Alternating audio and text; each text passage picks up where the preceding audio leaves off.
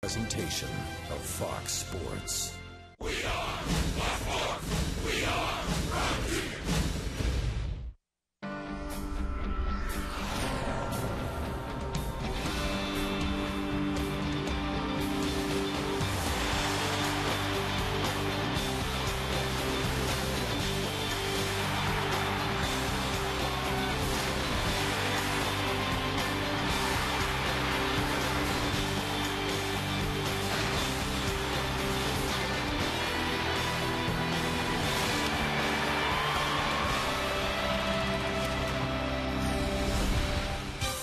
It's time for Dodger Baseball.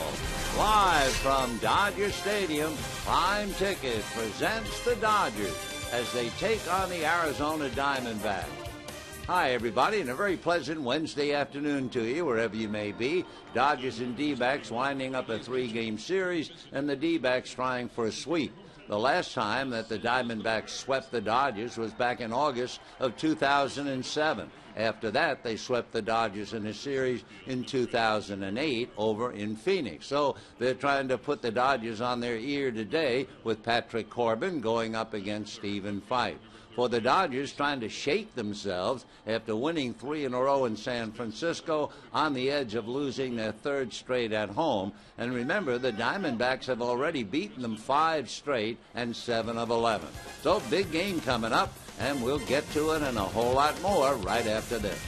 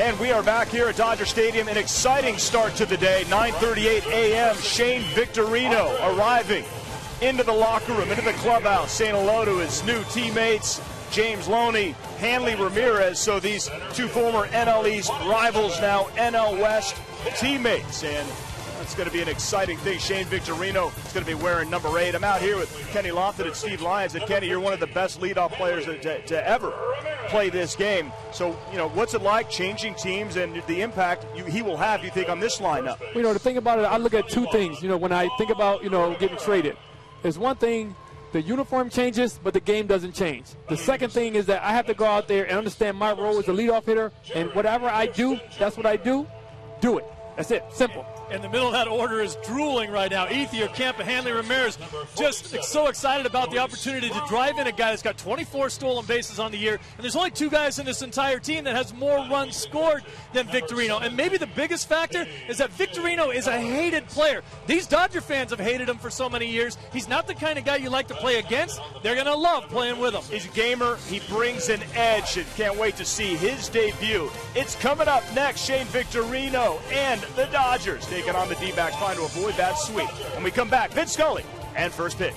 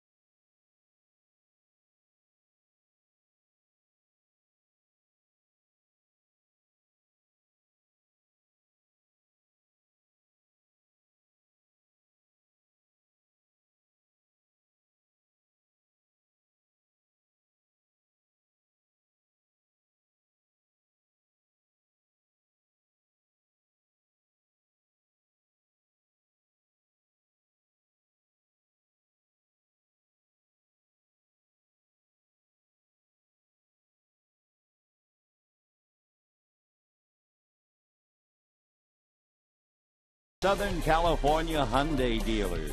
By AT&T, the nation's largest 4G network. AT&T, rethink possible. By CarMax, start the search for your next car at CarMax. And by Dodge. Hi, everybody, and a very pleasant Wednesday afternoon to you, wherever you may be. The Dodgers are here at Dodger Stadium, and that includes Brandon League and Shane Victorino. Shane Victorino will be wearing his familiar number 8, which had been worn by manager Don Mattingly. So Mattingly gave Victorino the number off his back, and Don Mattingly will be wearing number 12, formerly worn by Justin Sellers. So Victorino, when he arrived here at Dodger Stadium, however, they informed him his number was 80. One reason, that was the journeyman number he got when he first came into the Dodger organization back in 1999. So Shane Victorino finally comes back. Dodgers have had him 3 times, and the 3rd time is the charm, and Shane is in left field to begin his career. He's always done very well here. But Kirk Gibson is not interested in Victorino. He's much more interested in the names on the card that he presented to the home plate umpire, Phil Cuzzy. It means Gerardo Parra leading off in center field, Aaron Hill at second base, Jason Kubel in left field, Paul Goldschmidt hits cleanup at first base with Justin Upton in right field. Miguel Montero puts on the gear yet again behind the plate. Chris Johnson at third, Stephen Drew, the shortstop. Patrick Corbin just pulled up, will pitch today. On the mound for the Dodgers, Stephen Fife. And Fife has been rather remarkable. He made his debut against the Phillies when Victorino was on that club, and he bumped up against a two-time Cy Young Award winner, Roy Halladay, and unfazed, he allowed just one run. And the next time they sent him to the mound, he went up against the perfect game pitcher, Matt Cain, and the Giants in A&T Park, and he allowed just one run. So the Dodgers, somewhat mesmerized by this young right-hander out of Idaho, went to the University of Utah and was originally a third-round pick by the Red Sox. He is major league big, just what they like for pitchers. He is 6'3", 215 pounds. Played football. He was a quarterback in high school. Gerardo Parra will lead it off. And Parr did not play last night, but boy did he play in the first game. He had 2 singles, a double, a stolen base, scored a run, and he has become a very good leadoff hitter. First ball hitting, and it's a fly ball to deep left center, kept going back along with Victorino. And so Victorino, first play of the game, welcome to Dodger Stadium, and he had to go to the wall to handle that long fly ball. We'll take a look at the Dodgers with the leather, and here's the way they stack up. Victorino, Kemp, and Ethier in the outfield. You have Ramirez, Cruz, Hairston, and Rivera on the infield, and the battery of Ellis and Fife. So Parra, a long fly ball, one away, and now here's Aaron Hill. Fife ready, right-handed deals, gets it off the plate low, ball 1. 1-0 the count. Arizona is 6 for 17 with runners in scoring position in the series. Hill takes inside, batting .301. The D-backs have knocked in 13 runs with a half a dozen hits. 9 of the 13 runs were knocked in with 2 outs. The pitch is high, ball 2. Chris Johnson's grand slam, Miguel Montero's 3-run home run, and Chris Johnson's bases loaded single for 2 on Tuesday. In direct contrast are the Dodgers. The next pitch in for a strike, where the D-backs are hitting .353 with runners in scoring position. Don Mattingly has a furrowed brow. The Dodgers are 1 for 15. That's less than 100. Meanwhile, Hill pops it up into shallow right field. Going out, sunglasses glistening, is Hairston to make the catch. Jerry Hairston, who can play almost anywhere, dazzled in left field last night, and now comes right back to play a difficult second base today. And now Jason Kubel coming up. Interesting beginning for Stephen Fife, because in his first 2 games, you had the idea he keeps the ball down, he throws a lot of sinkers, and he gets a lot of ground balls. Jason Kubel takes a strike, and the count 0-1. Well, so far, Parra took Victorino to the wall in left center, and Hill popped up. 0-1. Kubel struggling, swings, fouls it back. With all of his struggles, Kubel is still hitting .290, 22 home runs, 72 runs batted in, but he has chilled off in this series. He was 0 for 3 last night, and the night before he did have a single and a double. So the strike 2 pitch to Jason Kubel. Fife ready and deal, swung on and missed, and down go the D-backs. So Victorino gets his feet wet out there in left field, and the top of the first is in the book. The Diamondbacks nothing, and Shane Victorino leading off.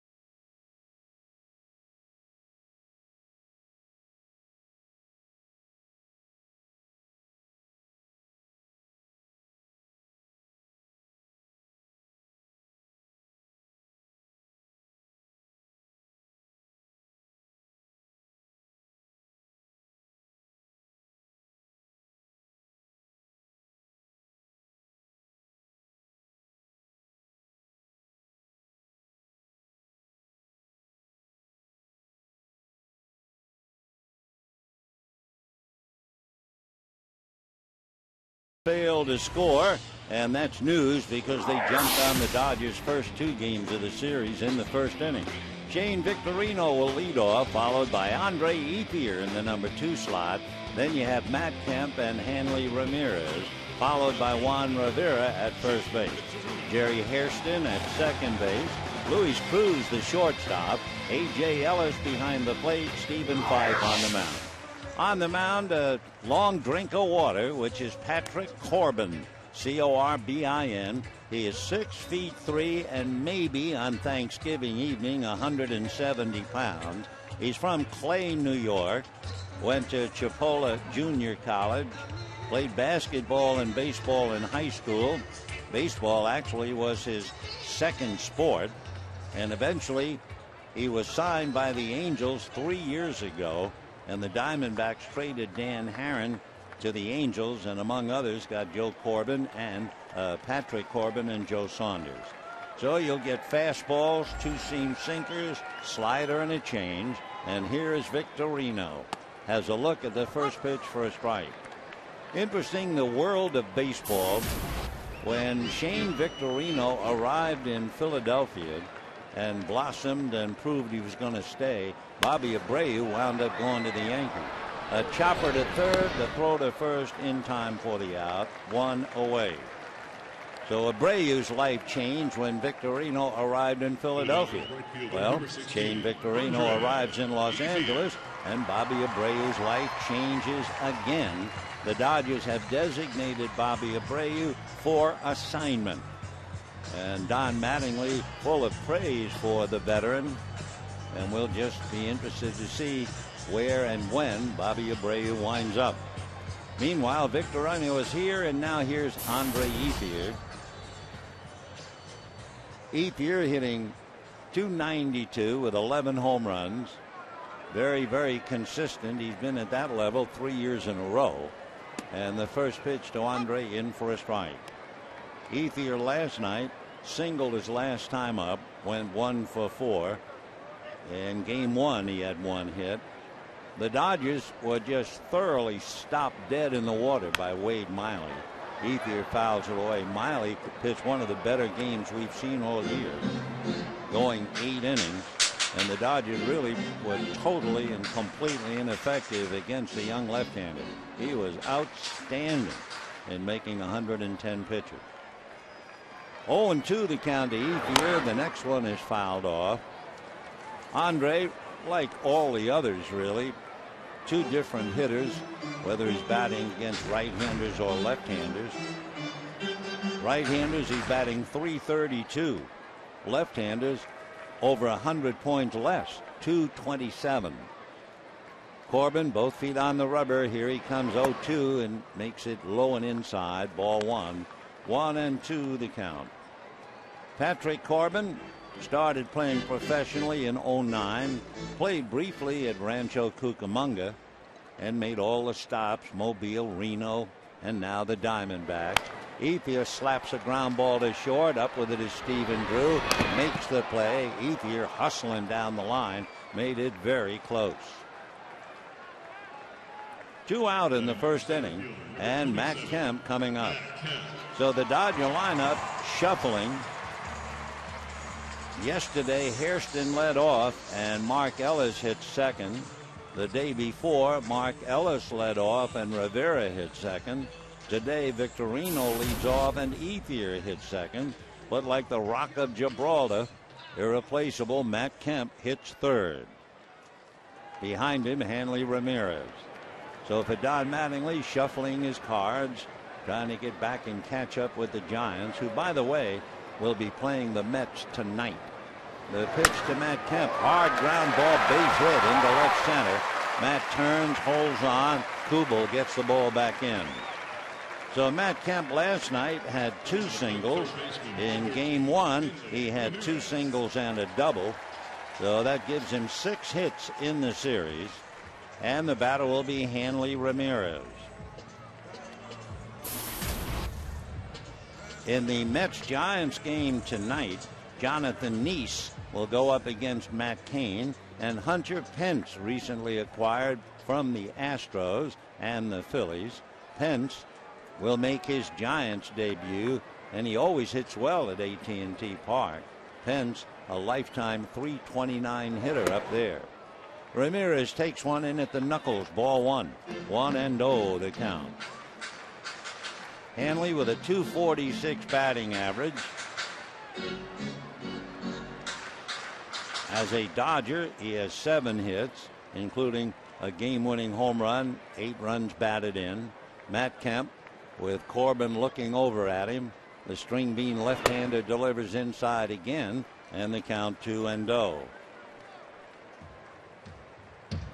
Matt Kemp has not done a lot of base running, of course, because of the bad leg. He's stolen 3, but he's also been caught 3. He's been running the bases very well, getting his base hits, and he's handled everything well in the outfield. We just haven't seen him run much. Corbin out of a stretch, a look over at Matt, and the 2-0 pitch on the way is taken down and away, ball 3. Well, I would think that Kirk Gibson green lights his hitters 3-0 more than any other manager in the league. I don't have the numbers to back it up, but I just have that feeling, and we've seen it happen throughout the series. Let's see what the Dodgers do 3-0 with Hanley. Corbin delivers, and it is a strike outside corner at the knees, count 3-1. It doesn't mean that Mattingly didn't give him 3-0. But Ramirez looking on that kind of a count only for a pitch that he feels he can really drive. So Kemp at first. We'll see if they play run and hit now with a 3-1 count and 2 down. Corbin looks and decides he'll go over there, and Kemp back on the bag. So Ramirez waiting. 15 home runs, 56 runs batted in. Hanley, during his brilliant career, has had as many as 33 home runs and as many as 108 runs batted in. 3-1, Kemp's not going, and it's inside, ball 4.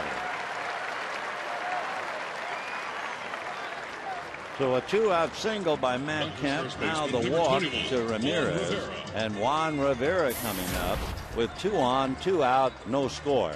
Dodgers trying to get a drop on Arizona.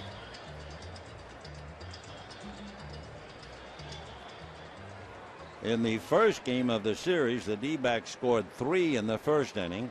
Last night they scored 2 in the first inning, and now the Dodgers trying to be first on the board in the first inning today.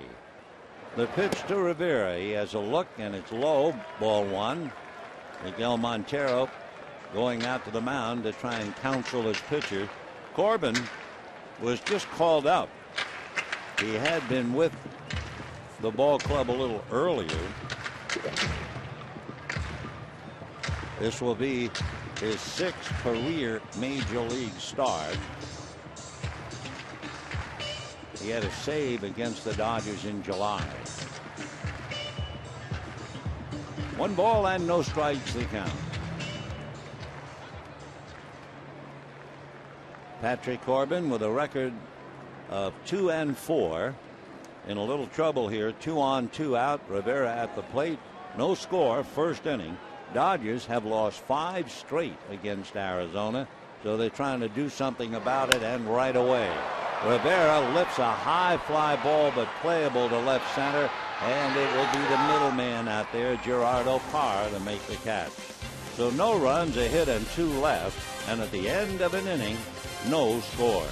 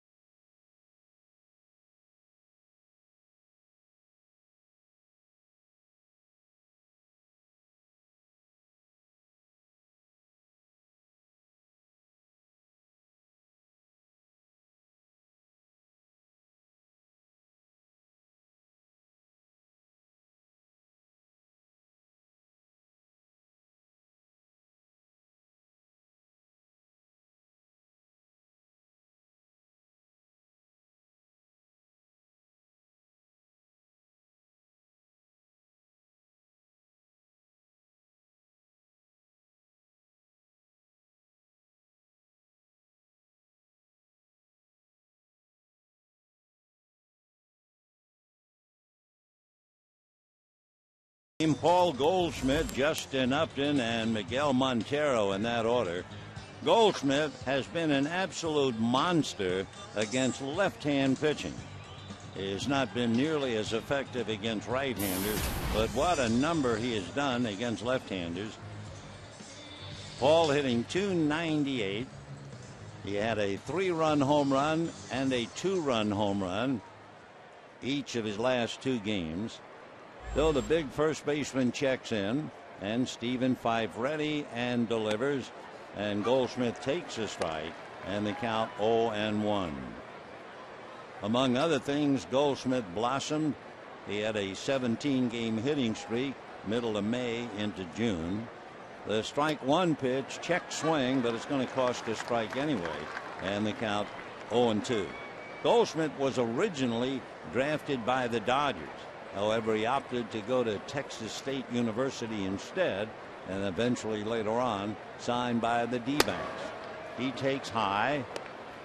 He's 6'3" and at least 245 pounds. With his 15 home runs, 9 have been hit against left-handers. And when you look at what's going on with him, he promptly bangs a line drive single into left field. Goldschmidt this year was very quiet in April, hit under 200 at 1 home run. Woke up in May, 314 with 3 home runs. Exploded in June, hitting 341 with 7 home runs. And in July, he hit 309 and 4 home runs. So Paul Goldschmidt has really found himself and developed a guy the Dodgers couldn't sign, and is now really beginning to produce for Arizona. Justin Upton, the right fielder, shows bunt, pops it in foul ground. A diving catch by A.J. Ellis. Tagging up at first base and alertly going to second is Goldschmidt. Oh, what a great play by A.J. Ellis. You try to walk with shin guards on, that's tough enough. To run with shin guards on is virtually impossible to cover any distance, and yet on the dead run, he made a diving one-hand catch. Goldschmidt alertly holding up and moves on. So a fine play as Upton bunts and pops it up, but Goldschmidt alertly taking second. And now Miguel Montero, the RBI machine, checking in. Montero, with 61 runs batted in, has been absolutely outstanding, and of course last night had the killer home run on a 2-ball no strike count. He had a 3-run home run against Chris Capuano. Montero with more RBIs than any other catcher in the league. He hit the 2-0 pitch for the home run. They also let him swing 3-0, and he flied to deep right center. The 1-0 pitch on the way. Miggy, as they call him, swings, line drive, base hit. Kemp was deep, charges, picks it up, makes the throw wide of the plate. Down to second goes Montero, and he's going to be tagged out. But Miguel Montero does it again, comes up with an RBI to give him 62, and that diving catch by A.J. Ellis is indeed cashed in by Arizona. Now batting third baseman, number 28, Chris Johnson. The Goldschmidt alertly taking second on the diving catch by Ellis, and he is promptly cashed in by Montero. So now here is Chris Johnson, and of course the Dodgers are going to remember Chris for that grand slam home run he hit in the 5th inning of Game 1 against Aaron Harang. He takes low, ball 1, 1-0 the count. Johnson hitting .284. He has 9 home runs, 47 runs batted in. Takes a pitch a little high. 2-0 the count. Chris is a huge improvement at third base. Arizona third basemen collectively were hitting .227. They got Chris from Houston, and he's hitting .284. Fife ready and deals a check swing for a strike, and the count 2-1. Arizona pitching has improved dramatically, say over the last couple of weeks at least. Fife comes back and delivers low. That's one reason, along with timely hitting, that Arizona is just 2.5 behind the Dodgers and 3.5 behind the Giants. And we told you in the series they were hitting .353 with runners in scoring position. Johnson swings and misses. So they're now 7 for 18 with a runner in scoring position, and Montero just lived up to it with the base hit and the RBI. Stephen Drew waits on deck. The 3-2 pitch is off the plate, ball 4.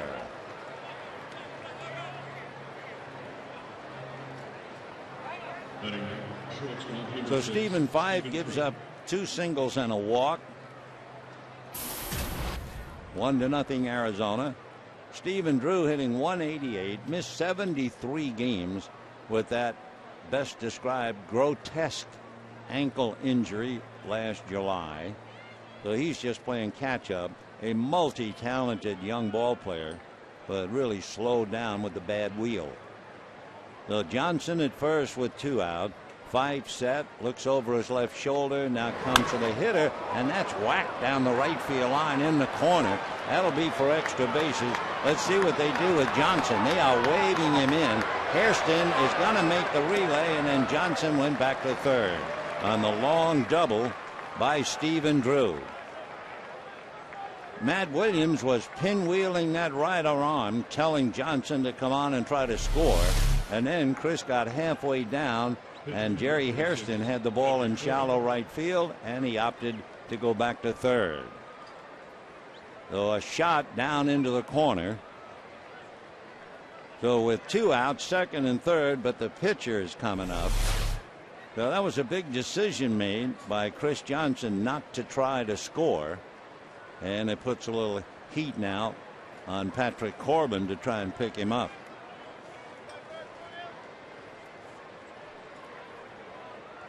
The batting average for Arizona with runners in scoring position has gone from .353 to .389.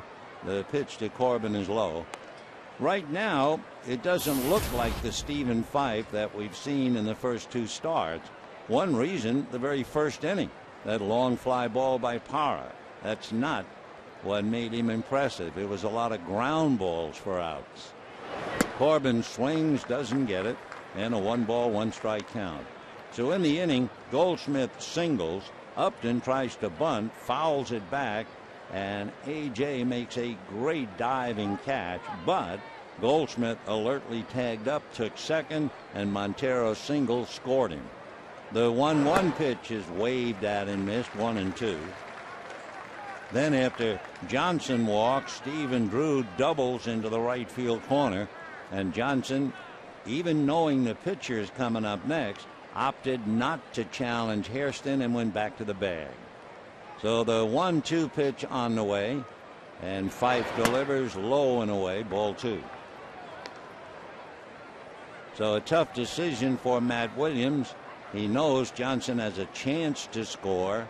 He knows that the pitcher is coming up. He opted to wave him, and then Johnson stopped. 2-2 pitch coming up, swung on and missed. So the D-backs might have blown a run. They didn't test Jerry Hairston's throw to the plate. They do get 1 run, lead 2, and at the end of an inning and a half, lead 1-0.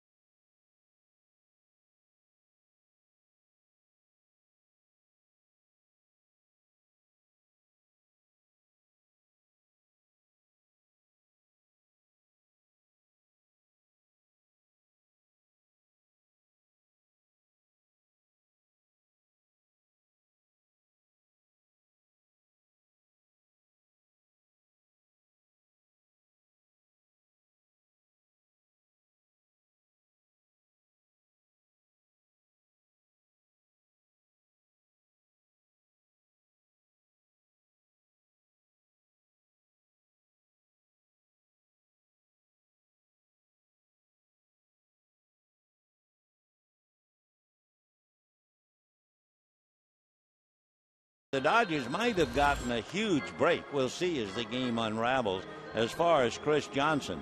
If Johnson tries to score, it would be up against the throw from Jerry Hairston in shallow right field. Knowing, of course, that safer out, the pitcher was going to be coming up, and he opted to go back to third. Well, instead of possibly scoring two, they get one, and we'll see how important that is as the game progresses. Jerry Hairston, who would have been challenged to make the throw to the plate, will be coming up. Then Luis Cruz and A.J. Ellis. Jerry hitting .286, 4 home runs, 26 runs batted in.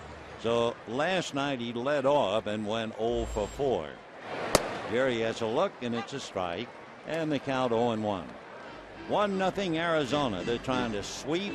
They're trying to beat the Dodgers 6 straight times and trying to win 8 out of 12.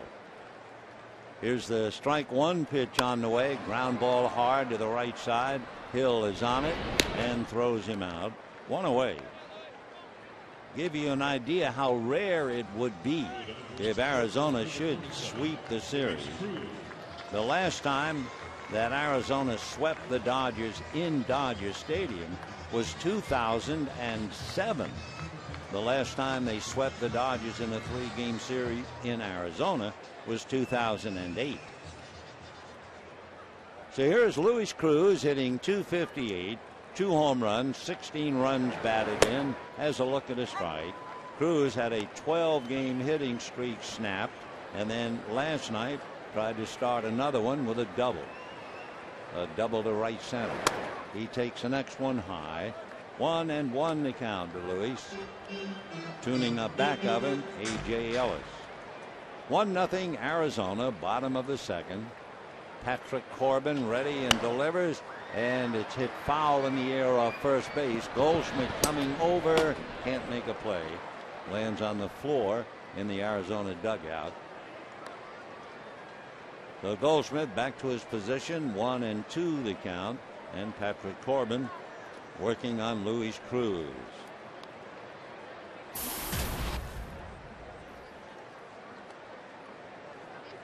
All right, they hook up. Corbin into his windup, and the 1-2 pitch is swung on and fouled outside of third down the line. Still 1-2 to Luis. Chip off the old block from Mexico. His dad played in the Mexican League for about 18 years. Here's the 1-2 pitch on the way, very high, ball 2, 2-2. Patrick Corbin, they tell us, feels his position well, has a pretty good move to first base. 2-2 pitch is swung on and foul back. Fastball, and it lands in fastball alley. Second level, directly behind home plate. 2 balls, 2 strikes. Patrick Corbin, by the way, just turned 23. So he's really just starting out. Here's the 2-2 pitch, swung on and foul back. Patrick out of Clay, New York. Went to Chipola Junior College in Florida. And his 2-2 pitch is swung on and missed. So down goes Cruz. First strikeout for Corbin. And A.J. Ellis coming up. A.J. Ellis, who made that splendid diving catch of the foul bunt off the bat of Justin Upton. A.J. did not play last night. Corbin looks down the barrel to get a sign. Patrick delivers, and the left-hander misses high. Ball 1, 1-0. Ellis hitting .284 against right-handers, .262 against left-handers, and takes a strike, and the count 1-1. Remember that stretch where A.J. Ellis reached base safely 28 straight games. Corbin ready, and the 1-1 pitch, and that's in there for a strike on the outside corner. 1-2. Boy, did left-hander Wade Miley do a number on the Dodgers last night. In his 8 innings, struck out 7. Seemed like he was always ahead in the count. Line drive off the backhanded attempt of Johnson at third base. The Chris Johnson looked like he had the play and it got away from him. I would guess most third basemen in the National League would hold on to that. We'll wait to see about the scoring. Admittedly, the ball was hit hard, but I'm sure in his heart he feels he should have caught it. So the Dodgers get a break, not only in getting the number 8 man on base with 2 out, but it also gets the pitcher, Stephen Fife, out of the way for the next inning, unless he gets aboard to extend the inning, and that would be for Victorino. It will be an error charged to Johnson. So Chris Johnson, who was out early taking ground balls, apparently feels he needs a lot of work over there defensively. The 1-0 pitch on the way to Fife. Corbin's fastball jams him and he fouls it away into the first row behind the visitors' dugout. 1 ball and 1 strike to count to Stephen Fife. Stephen gives you a good strike zone. He's 6'3". When he was a high school junior, he weighed 160 pounds. He's now 215. Here's the 1-1 pitch on the way, and that's low and inside. Ball 2 to Stephen. 2-1. And again, Montero going out to counsel the young left-hander. You watch Arizona day after day, and you realize just how important Miguel Montero is. An all-star catcher last year. Very much of a good, solid defensive catcher and a terrific leader in RBI, and one of the top guys on the club. He's already won awards, among other things, for the way he talks to the media over in Arizona. He's quite a handy guy to have around. Here's the 2-1 pitch to Fife, foul back, and the count 2-2. Montero catching all 3 games in the series. He was in 137 games last year. They will just try to keep him healthy. Sometimes he uses fingers to give his signs. Sometimes he'll just touch his equipment. He used fingers on that. And the 2-2 pitch is swung on and fouled away. So Stephen Fife, a very aggressive hitting pitcher. We'll just see if Montero stays with the fingers. The other night, he would start off touching the knee pads of the shin guards, then he'd clutch the chest protector, then the shoulders, instead of using the fingers as you see most of the time. Of course, maybe some pitchers have a little trouble reading the fingers and want the other. Here's the 2-2 pitch on the way. Corbin delivers, and that's going to be banged into center for a base hit. So down to second goes Ellis, and so the error by Chris Johnson has opened the door, and Shane Victorino will be coming up. So Fife, who looked like a very aggressive hitter the way he was swinging the bat, sure enough singles to center field. Stephen Fife, that's his 2nd major league hit. So here is Victorino, grounded to third, 0 for 1.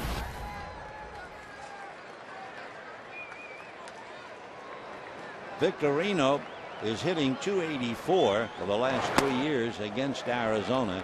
He takes low, ball 1. As a Dodger here at Dodger Stadium, who's hit .357 against Dodger pitching. So Shane up there with first and second, 2 out, 1-0 Arizona. Corbin out of his stretch. He'll look at the runners, and the left-hander comes back, and Victorino takes a little high. 2-0 to count.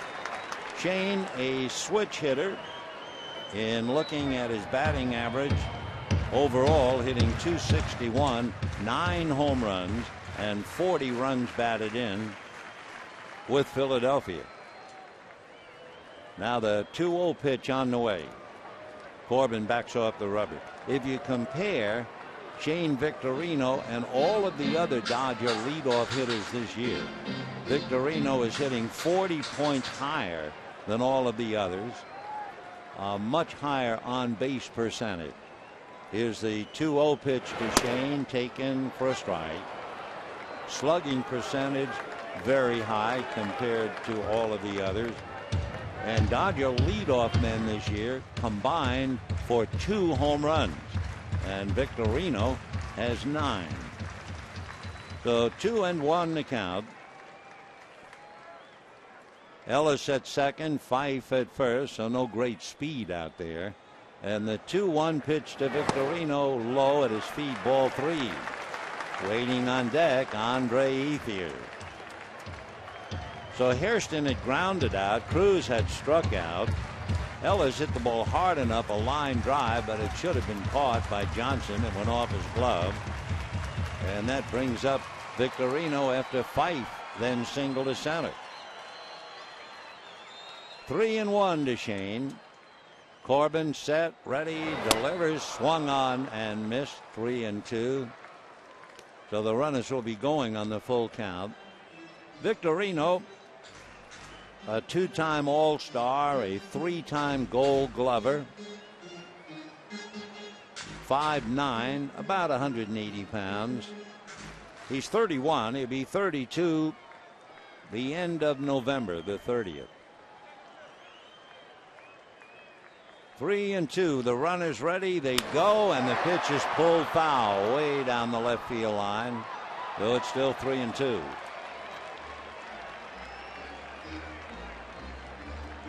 So the runners go back. A.J. Ellis to second. Stephen Fife to first. Arizona leading 1-0. A single by Miguel Montero drove in Paul Goldschmidt. All right, Victorino back up and waiting. 3-2 the count. Corbin straddling the rubber, now plants the left foot. The outfield is deep. Parra just shading a tad towards left center in straightaway center. 3-2 pitch. The runners go. Victorino, it's a drive to dead center, and Parra is there to grab it. So Victorino has hit the ball hard twice to third and lines out to center. No runs, a hit, an error, 2 left, and at the end of 2, 1-0 D-backs.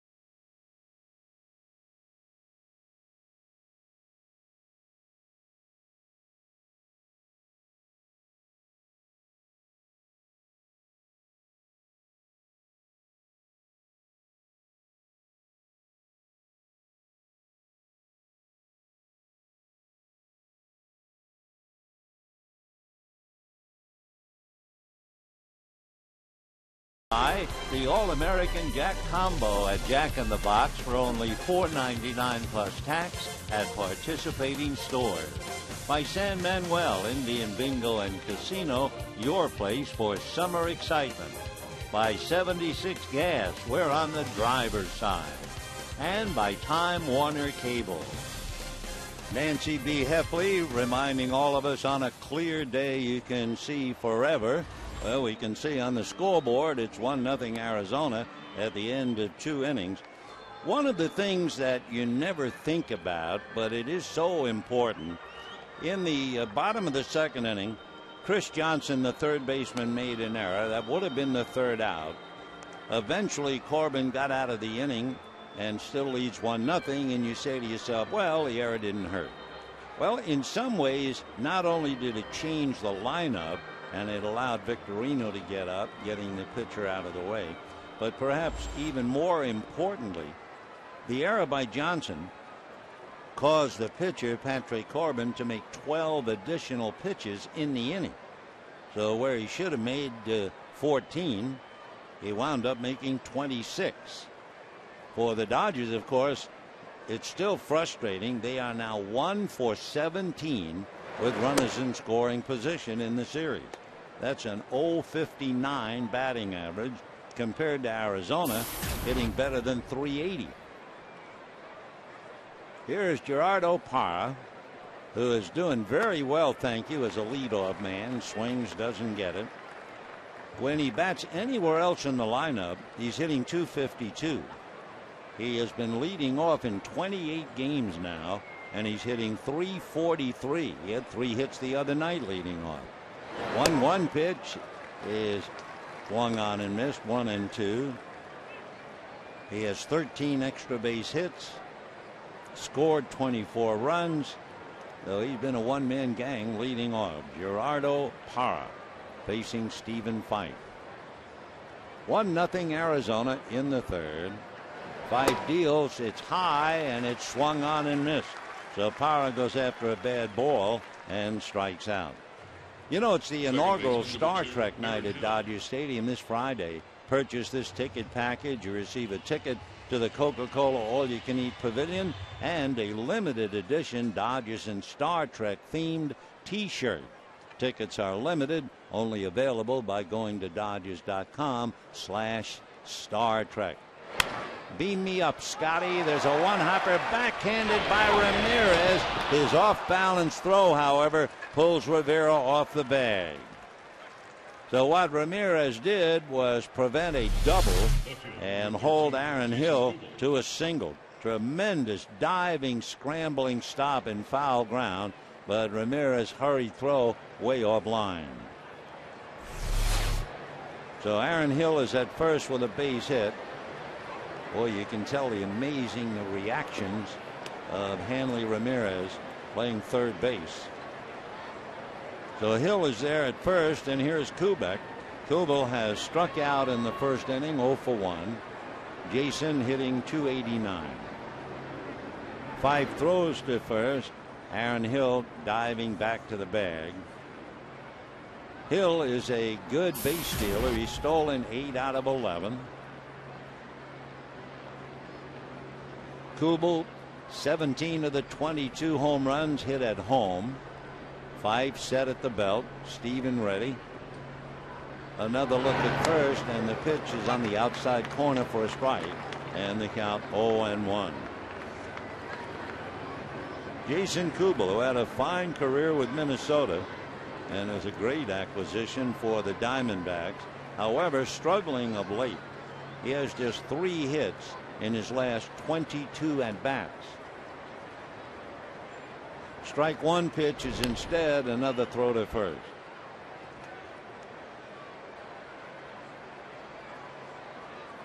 Stephen Fife trying to get his first win. He has Aaron Hill at first with 1 out. 1-0 Arizona, and we're in the top of the 3rd.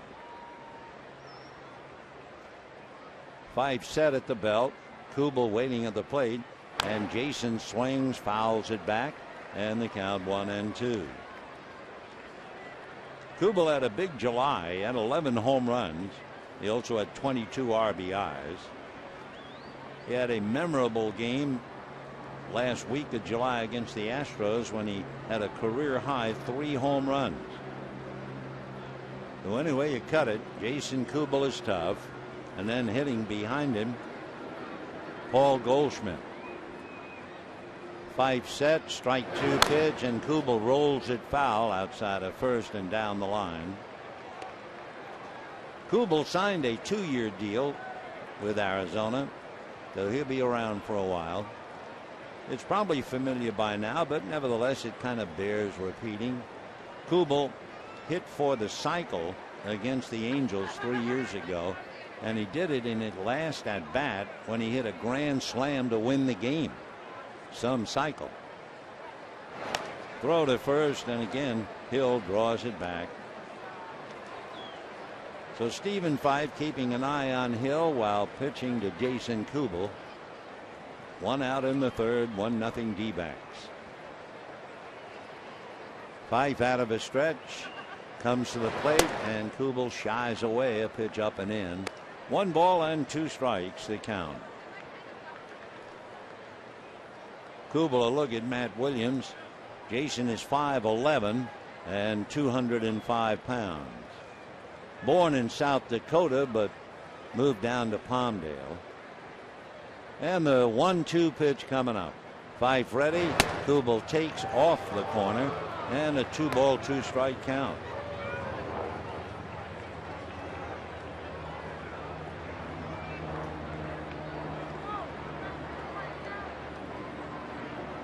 So Kubel waiting. A.J. Ellis wigwagging a couple of signs out. Hill off the bag at first. 1 out. Fife ready, very deliberate. Now the pitch to Kubel swung on. High fly ball straight away left. Shane Victorino jogs in a bit and makes the catch. Holding on at first is Hill. One thing about the Dodgers, and we saw it right away in the first inning when Gerardo Parra came up. You have 2 center fielders out there with Matt Kemp in center and Shane Victorino in left. And center fielders, by and large, are brought up with the idea, I get everything that I can possibly get to. So on that long fly ball by Parra, you had 2 psychologically settled center fielders converging on the ball, and it was caught by Victorino at the wall. Here now is Paul Goldschmidt. Fife out of a stretch, looks at first, and with 2 out, of course, a threat for Hill to go. Goldschmidt had a couple of hits last night, including a home run and his single, and those 3 were on a 1-ball, 2-strike count. Up there now, swings at the first pitch, bangs it into right center. Around second is Hill. He'll get the third easily. So first and third with 2 out, and Justin Upton coming up. So Goldschmidt continues his tremendous hitting. 2 more hits today. So 2 today, 3 last night. That's 5. And 2 in the first game. So Goldschmidt with 7 hits so far. And we're only in the 3rd inning of game 3. Justin Upton tried to bunt with a runner at first and nobody out in the 2nd inning, and popped it up and fouled out. So twice an all-star. Justin waiting. Fife delivers, and a spinner's low, ball 1. 1-0 to Upton. Justin Upton will be 25 this month. So you think he's been around a long time, but he's still just a kid. 1 ball and no strikes. Upton now looks at a strike, and the count 1-1. Upton has 8 home runs, 44 runs batted in. He has also struck out 86 times. Right hand batter waiting. Fife trying to get out of a jam, and the 1-1 pitch is taken high and inside. Ball 2. 2-1 to Upton out of Norfolk, Virginia. Lives in Chesapeake, Virginia. His brother BJ, another first-round pick. So he has Hill at third, Goldschmidt at first with 2 out. 2 balls, 1 strike. Fife ready. Here he comes, way off the plate. Nice save by AJ. and that runs the count to 3-1. With a runner at third, we check. Fife has 2 wild pitches, so he was saved another by A.J. Ellis. So Hill backing away and coming down the line from third. Goldschmidt held on with a very short lead at first, and a 3-1 pitch coming up. Fife ready, Goldschmidt not going, and the pitch is fouled away. 3-2. So he was green lighted 3-1, but they were not playing run and hit. Now let's see what they do. 3-2. Upton runs very well. He has grounded into only 3 double plays, so he'll put a little heat on the infielders if he hits the ball on the ground. But there are 2 outs in the inning. 3-2. Well, not going to hold Goldschmidt. Rivera way off the bag. And the 3-2 pitch. Goldschmidt goes, ground ball to third, backing up as Ramirez for the hop and throws him out. So Hanley saves a run because he stopped a possible double by Hill, held it to a single, and the D-backs failed to score, but still lead 1-0.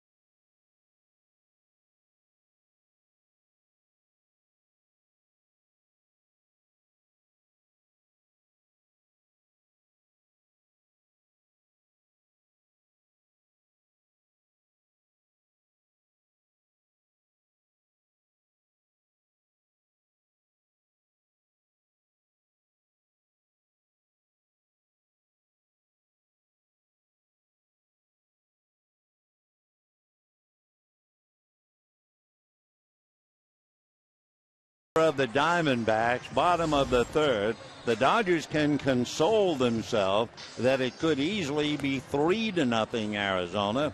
You had the play in the second inning where Chris Johnson, rounding third, was waved by Matt Williams, and then when Jerry Hairston had the ball as the relay man, Johnson, instead of gambling, knowing that the pitcher was coming up with 2 out, went back to third, and the pitcher came up and promptly struck out. So there's one we'll never know about.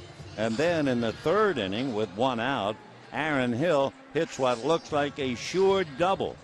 Hanley Ramirez makes a remarkable stop to get to the ball and hold him to a single. And another out later, Goldschmidt singled. That would have been the 3rd run. So it's only 1-0 in favor of Arizona. And here is Andre Ethier. The so-called splits are interesting with Ethier, whether against left-handers or right-handers. He takes a strike. On the road, he's hitting .251. At home, .335. Against left-handers, .227. Against right-handers, .332, and he fouls a pitch away. At night games, Andre is hitting .323. In day games, .222. So he really is 2 different hitters. Now the strike 2 pitch swung on and fouled back.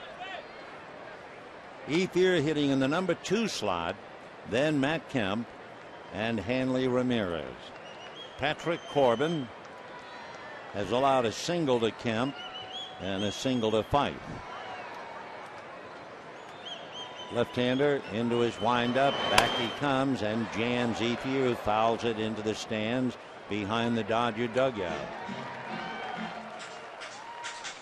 So Andre Ethier trying to get something started here against the D-backs. Diamondbacks, 1 run, 5 hits. Dodgers, no runs, 2 hits. Ethier waits. Corbin delivers, and that's foul back. So Andre, with the count against him, no balls and 2 strikes. Ethier now walking away from home plate for the moment. Andre has done well since coming off the DL. He has Matt Kemp hitting back of him. He's hit safely in 15 of 18. Corbin ready, delivers, breaking ball down and away, swung on and missed. So Ethier strikes out, and we have 1 away in the 3rd. That would be the 2nd strikeout for Patrick Corbin. Big slider down in the dirt. So 1 out. Matt Kemp single to left center in the 1st inning, 1 for 1. So Ethier stifled by Patrick Corbin. Matt hitting .427 against the Western Division, and he takes inside, ball 1.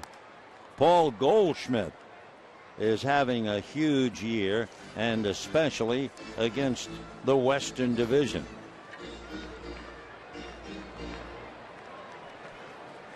Now the 1-0 pitch on the way to Matt Kemp. That's inside at the ribs, 1-1. Goldschmidt at first base against the West is hitting .341 with 10 home runs, 30 RBIs, and a slugging percentage of close to .700 as Matt Kemp takes a strike. 2-1 the count. 1-0 favor of Arizona. We're in the bottom of the 3rd.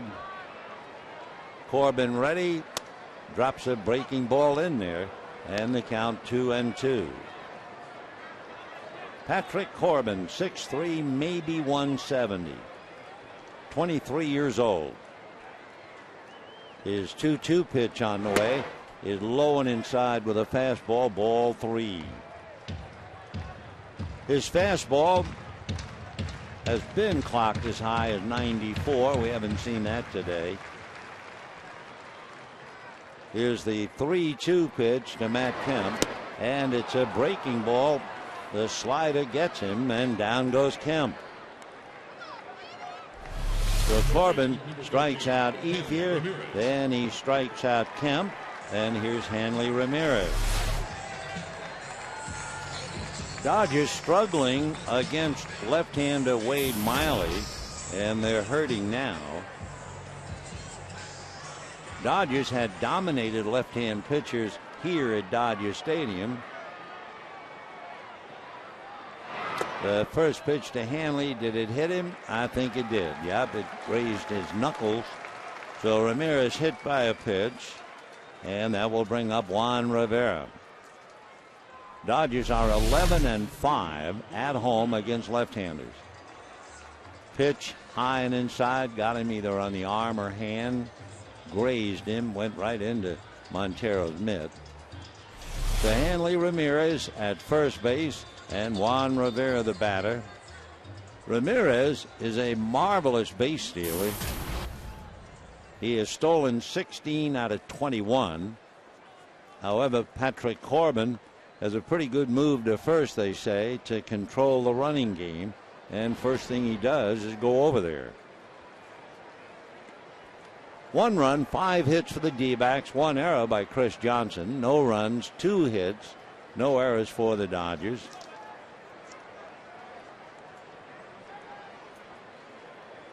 Corbin set. Ramirez takes his lead, draws another throw. Ramirez followed by Rivera and then Hairston. Corbin being very careful and also trying to keep an eye on Hanley.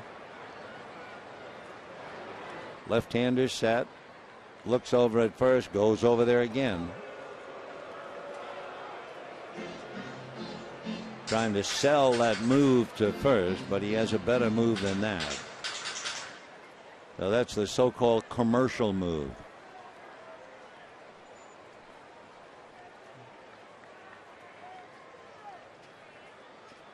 All right, Corbin ready and comes to the plate. Fastball away, ball one.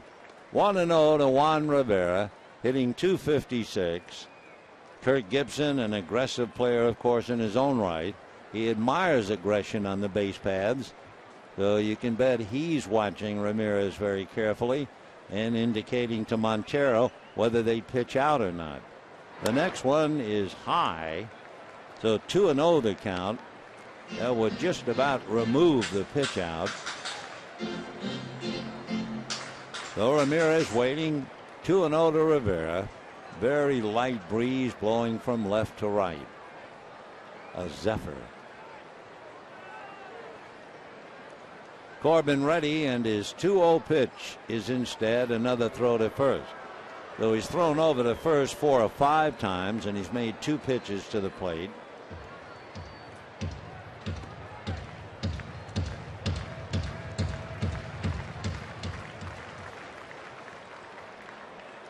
Corbin out of a stretch.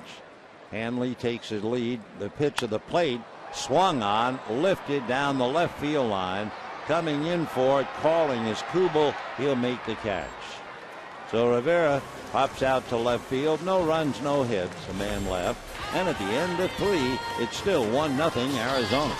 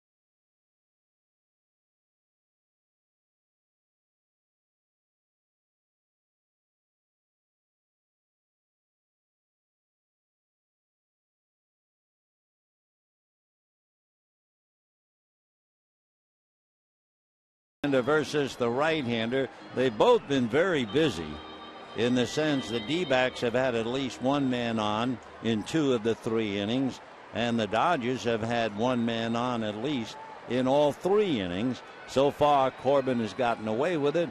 Fife has surrendered 1 run. Steven making 12 pitches fewer than Patrick Corbin in the first 3 innings. So in the 4th, the RBI man, Miguel Montero, then Chris Johnson and Stephen Drew. Ball 1. Sitting quietly watching the ball game is Matt Trainer, but you can well understand if his mind is not completely on the game, he's got to use some extra discipline to concentrate. His wife, Misty May Trainer, and her equally famous volleyball partner, Kerry Walsh, in pursuit of gold in London in the Olympics. They'll be playing in less than 2 hours, 3 p.m. our time. Misty and Kerry will play a team from Austria. And Matt's dying a little bit inside, I can guarantee you. I mentioned it last night. Saw him Friday in San Francisco. Said, "How do you feel?" He said, "I'm nervous." I thought he was talking about the Giant-Dodger game. He was talking about his wife's volleyball game. 1-2 the count to Miguel Montero, who delivered as usual in the second inning. With Goldschmidt at second and one out, Montero single to center. 12 home runs, hit his 12th here, 62 runs batted in. And hits a little foul off third that will go out of play. Still 1-2.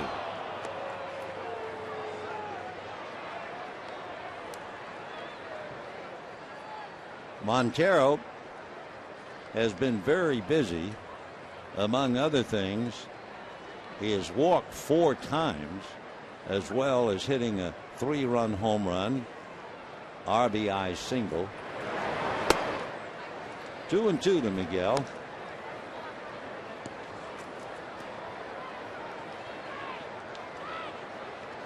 Montero from Caracas, an all-star in 2011. And he strokes it, but right at Hairston. Well, boy, he's a tough out. Montero back to the dugout, 1 away. Chris Johnson walked, rounded third, and then came back when Hairston turned with the ball in shallow right field. I would guarantee you if he had that play over again with 2 out, knowing the pitcher was coming up, he'd have come to the plate. Ball 1.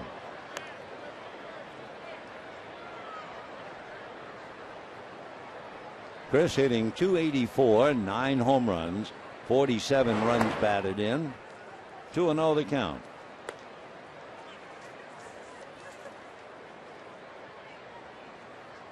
Johnson was the first Diamondbacks player to hit a grand slam in his first game with the club. He did it here the other night. This time a high fly ball to center. Kemp going back at the track, at the wall, and that one is gone. Chris Johnson hits it out, and it is 2-0 Arizona. That is the 10th home run and the 48th run batted in by Chris Johnson. In watching him in the series, you have the feeling that he's a little shaky defensively, and I'm not just talking about the era today. He's a little shaky defensively, but boy, he can swing that bat. So Johnson, a home run, 2-0 Arizona, and here's Stephen Drew. You match up these two teams, and it's like a heavyweight and a light heavyweight.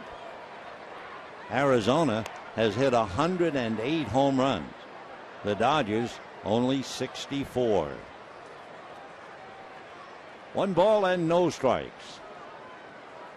Arizona 2 runs, 6 hits. Dodgers no runs, 2 hits.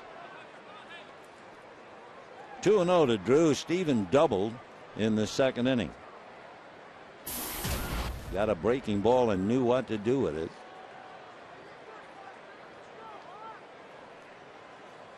Always has been an extra base hitter until the fractured ankle. Ball 3.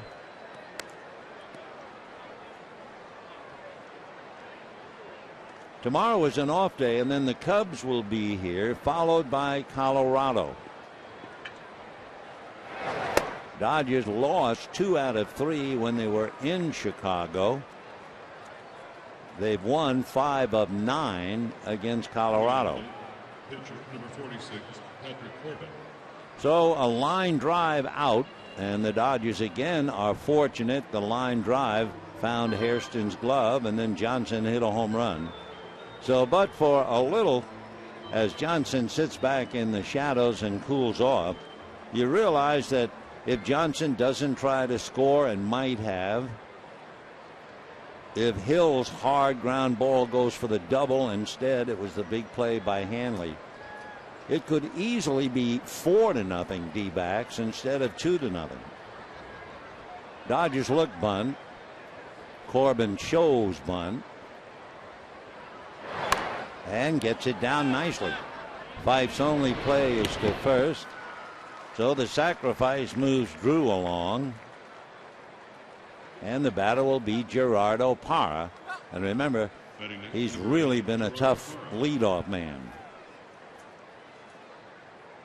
Of course, left-hand batter and going up against Stephen Fife. He had a long fly ball that Victorino caught near the wall in the first inning. And then Parra struck out on a pitch up out of the strike zone in the third. 2-0 Arizona, fourth inning.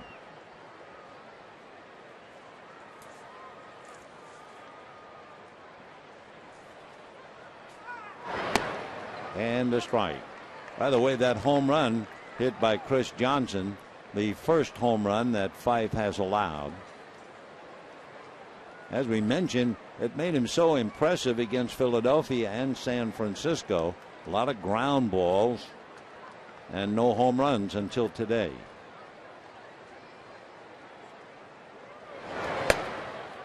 Oh, 0-2 to Gerardo Parra. Over the last 9 games, Parra has had 13 hits. In the last 27 games, he's hitting .364.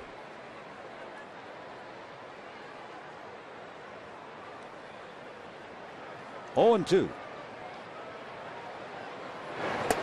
Parra does a lot of things well. Good hitter, not a lot of power. Runs like the wind, and he's a Gold Glove outfielder. He has stolen 12 bases.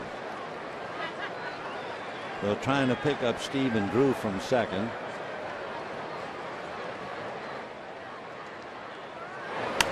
Fouled away.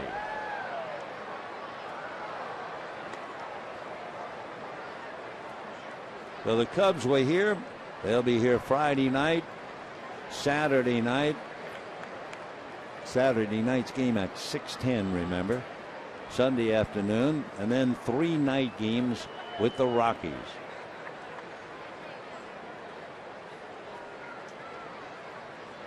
One and 2 to Gerardo Parra. And again going after a ball up, and strikes out for the second time. 1 run, the home run by Johnson. It is 2-0 Arizona.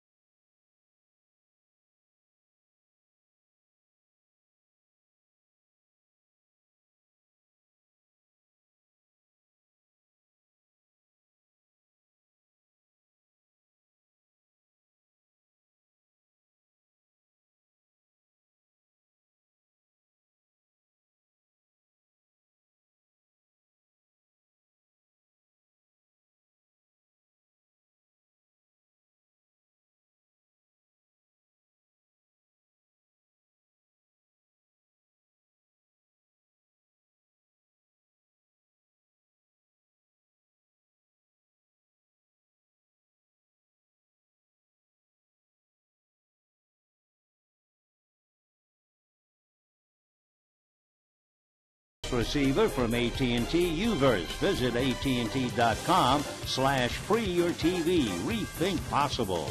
By El Pollo Loco, crazy you can taste. And by the full line of fuel-efficient vehicles at your Southern California Toyota dealers. Diamondbacks lead the Dodgers 2-0 as we go to the bottom of the 4th inning. It'll be Jerry Hairston, followed by Luis Cruz, and then A.J. Ellis.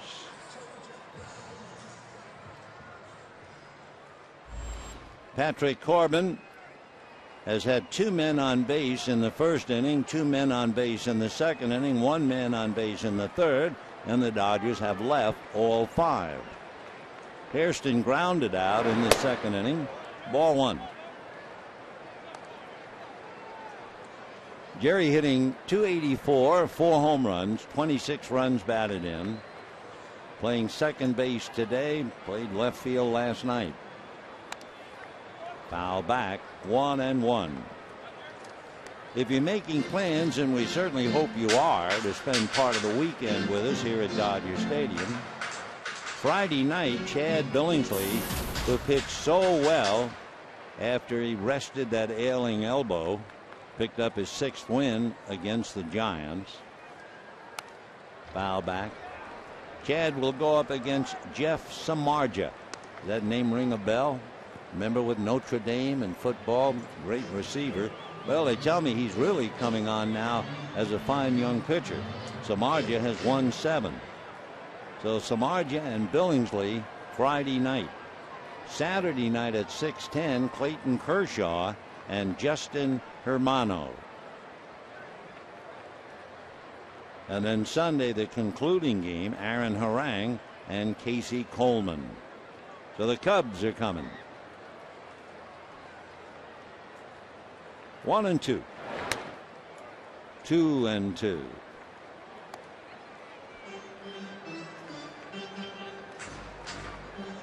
Even though he has allowed men to get on base, Corbin has done the #1 commandment. He's been getting the leadoff man. Now that high fastball at 91. So Hairston just trying to get aboard with Cruz on deck.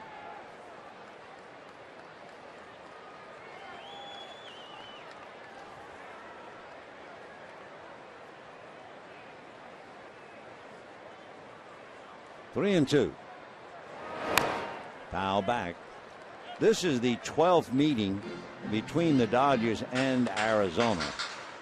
In the end of the month in August, the Dodgers have Arizona back here for 4. And then the last 2 games with Arizona, the 11th and 12th in September. So this is number 12 of the 18. Arizona has won 7 of 11, but more importantly, they've whacked the Dodgers 5 straight. And people like Goldschmidt and Montero have really plagued them, and Johnson. 3 and 2. Off the plate. So for the first time, the Dodgers get a leadoff man on to begin the 4th inning. You know, you can follow the Dodgers with MLB.com at bat 12 for your iPhone, iPad, BlackBerry, Android, and Windows Mobile. You get live audio, pitch tracking, video highlights, and more. So text at bat to 31826 or simply visit Dodgers.com for details. Hairston at first, nobody out. Cruz struck out his first at bat, lifts one to right center. Parra started in, then goes back to pick it off, tagging up just to draw a throw, and he draws an accurate arrow. So Hairston goes back to first. So Parra, misjudging, immediately started in. Usually when outfielders make the mistake, they instinctively go back on a ball that's not hit as hard. But then he recovered nicely and arrowed that thing back into second base. 1 away. A.J. Ellis reached on the error, hit a line drive. Johnson should have caught it, kicked off his glove. That's when he drew the error.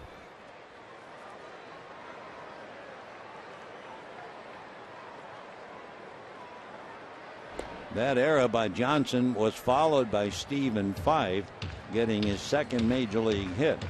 So the stage was set for Shane Victorino. 2 on, 2 out, and Victorino hit the ball right on the screws, but right at Parra in center field. That's a strike. 0-1. Down in the Dodger bullpen as the pitch count starts to go up a little bit. 67 pitches made. 66 made by Stephen Fife, 67 made by Corbin. Javi Guerra begins to warm up.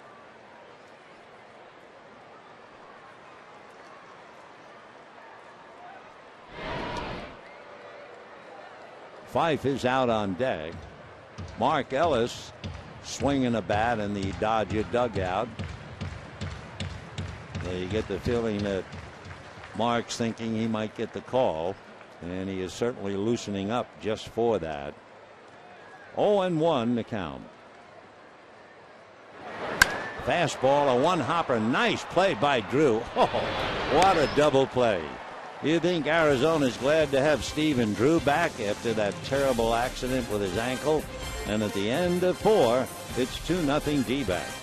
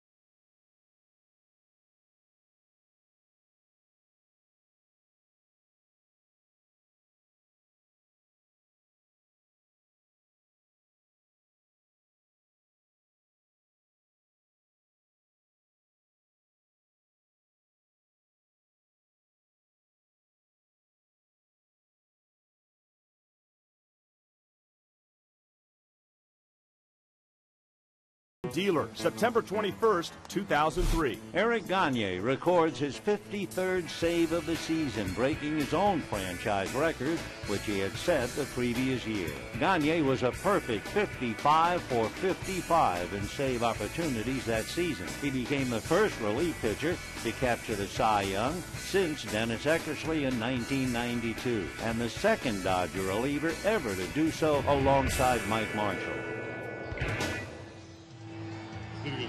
Ah, yes, who will ever forget Game Over and the light show on the left field wall as Eric came jogging into the mound. Remarkable pitcher, quite a great teammate, too. Meanwhile, Stephen Fife is pitching pretty well, but not well enough. His team has not been able to do anything for him, so he's down 2-0, and from the looks of things, would have gone out for a hitter had Ellis's ground ball not been turned into a double play on that fine play by Stephen Drew. Though you would believe this is Fife's last inning. He'll be pitching to Aaron Hill, Jason Kubel, and Paul Goldschmidt. Hill popped up and then blistered one, and Ramirez made a dazzling play to keep it to a single. It should have gone down the line for a double, and he would have scored on a base hit by Goldschmidt, but Hanley's play snuffed it out. And that's going foul. Hill has a lot of power. He has 13 home runs. What the Diamondbacks are trying to do is relive history. They are trying to do what they did last year, and they're making similar noises. Briefly last year, after 60 games, they were 4 back of the Giants. They then played blistering ball. Gibson will remind them of that. And one thing that got them going in the right direction, they made a deal with Toronto. Little pop fly, shallow right, angling out his Hairston. Ethier coming in, but Jerry makes the play. 1 away. Anyway, they traded Kelly Johnson to Toronto. They got Aaron Hill, and Aaron Hill hit .315 for the rest of the season to lead the way. I think they went something like 29-12 against the West and wound up winning the division going away. Well, they're trying to put more heat and relive the memory. Kubel has struck out, fly to left, 0 for 2.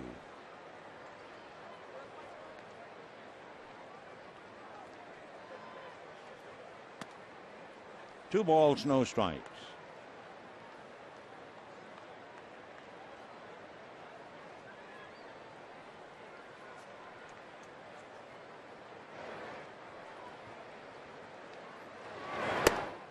And ball 3. Stephen Fife pretty much throwing strikes. He walked Johnson in the second inning, and he walked Drew, so he's walked 2. That's ball 4. I would be just about positive that was a green light, 3-0, that Kubel would have been swinging if it had been a strike. First baseman, number 44, Paul Goldschmidt. 3 walks given up by Stephen Fife. Paul Goldschmidt is 2 for 2, and now Don Mattingly is heading out to talk to the plate umpire Phil Cuzzy. And we see Javi Guerra has been throwing in the pen. Luis Cruz is leaving the field. So let's see. That might mean that, among other things, Hanley Ramirez might be playing shortstop. We'll see in a minute. While Mattingly explains to Cuzzy, we'll be right back.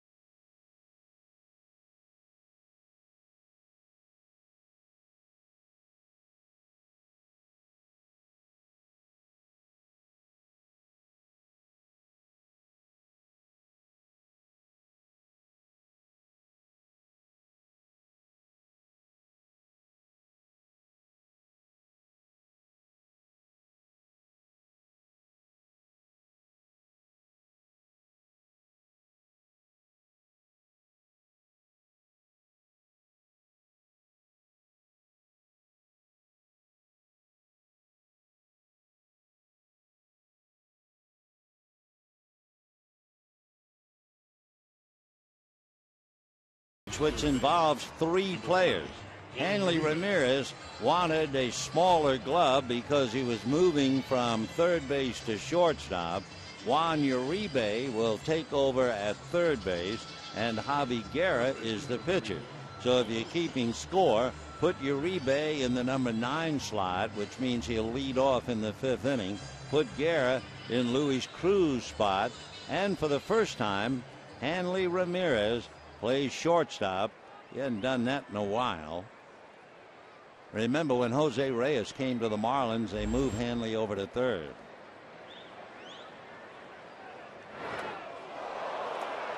And for Goldschmidt, before he even settles in, he's nailed by the pitch.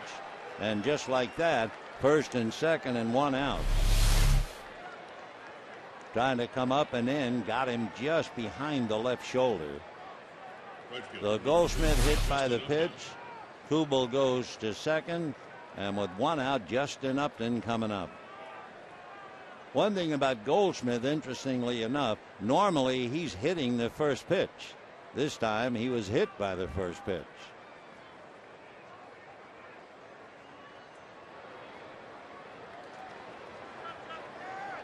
Guerra working on Upton, 0 for 2, and that's ball 1.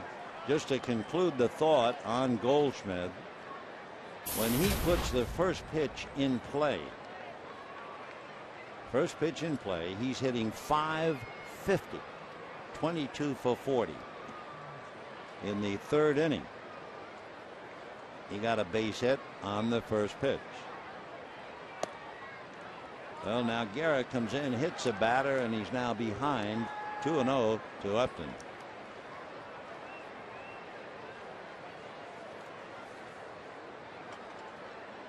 Javi 2-3, good ARA of 3, but he's been fighting his control. 18 walks, 27 strikeouts. And very high for ball 3. Of course, for a reliever, that is really a nightmare if you can't find the strike zone.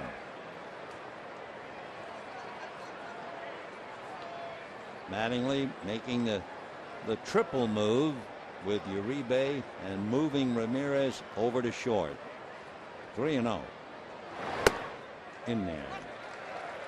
Hitting behind Upton is Miguel Montero. Miggy, the big RBI man. 3-1 to Justin Upton.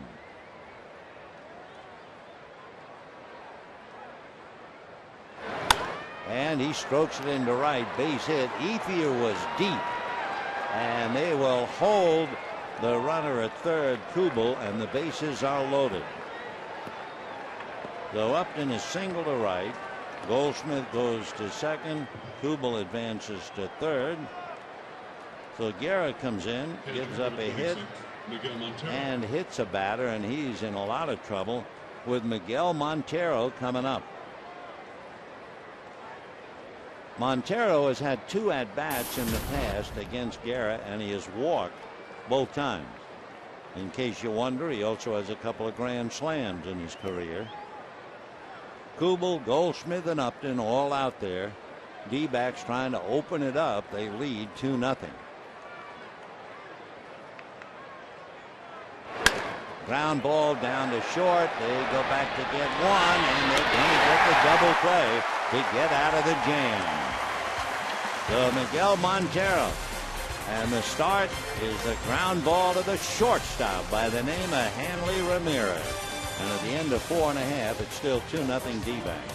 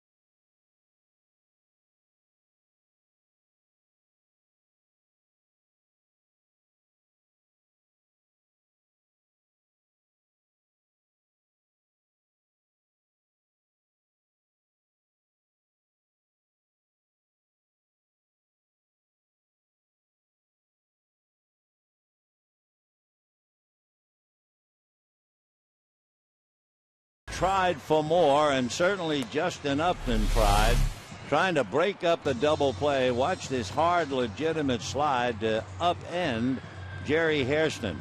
But Hairston still had just enough time to get the throw to beat the veteran catcher Miguel Montero. One other note, you know what Miguel Montero is hitting with the bases loaded this year? .556. 5 for 9. Before hitting into the double play. So still 2-0 in favor of the D-backs. Juan Uribe hitting 196 and batting in the 9th spot. By the way, just in case you didn't play any baseball or you didn't understand, remember we mentioned earlier about Hanley Ramirez at third base waiting for another glove to play short. And you would say maybe, why would he want a different glove? Well, if you play third base, you're going to handle the ball and then throw it to another base. So the bigger the glove, the better. Uribe, meanwhile, pops it up. Stephen Drew is there and puts it away. 1 down. But if you're going to be handling throws and reaching into the glove, let's say, to make a double play. Let's say there's a ground ball to the hole on the right side. Hairston throws back to Ramirez. Ramirez now wants a small glove so he can reach in and find the ball right away and get it over to first. Hanley, in this instance, started the double play, so it really wouldn't have made any difference, big glove or little. But that's the reason, in case he had to handle a throw and make a play at the same time. Hanley, too, remarkably so. Remember, was a shortstop for years with the Marlins until Jose Reyes arrived on the scene. Hanley had not ever played third base. And then playing third base, he had never played shortstop until today. So no matter how you cut it, he's a remarkable young athlete. Great to watch him play. Just to personalize it, I used to love it when the Dodgers played the Marlins and he was playing shortstop. He had those dreadlocks, but boy, what a player. Rookie of the Year, won the batting crown. You'll hear from him and about him. 1-2. And gotcha. Breaking ball in there. Down goes Victorino.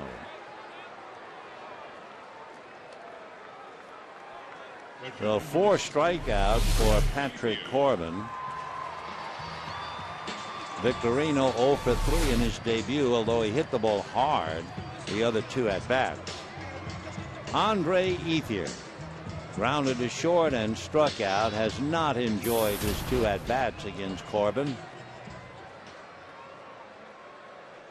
Andre hitting a solid .290, but not against left-handers. 0-1.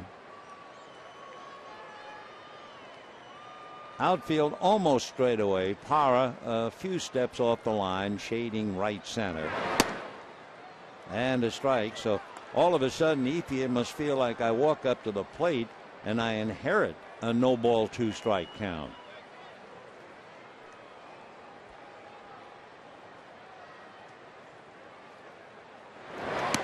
And got him, and I'm telling you, just he makes Ethier look overmatched for the moment. So at the end of 5, it's 2-0 D-back.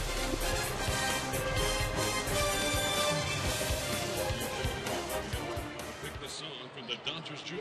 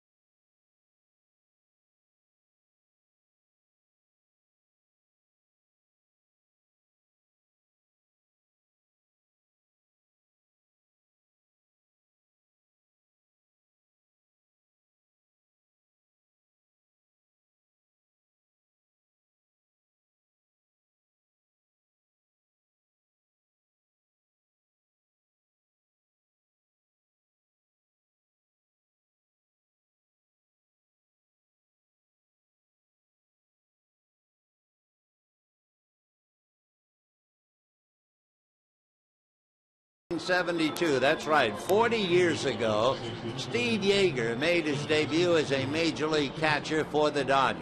Yeager, known as Boomer to the ball club, was on Championships Club in 1974, 77, 78, and he was a co-try MVP with Ron Say and Pedro Guerrero in the 1981 World's Championship against the New York Yankees. So congratulations to Steve, who threw the first ball out today, an honor well deserved.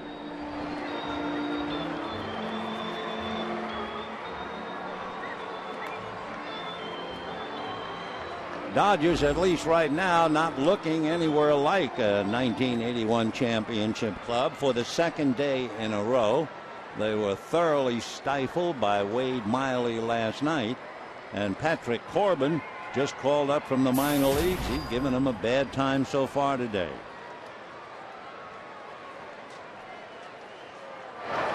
Two to nothing in favor of Arizona, and a strike to Chris Johnson as we begin the sixth inning.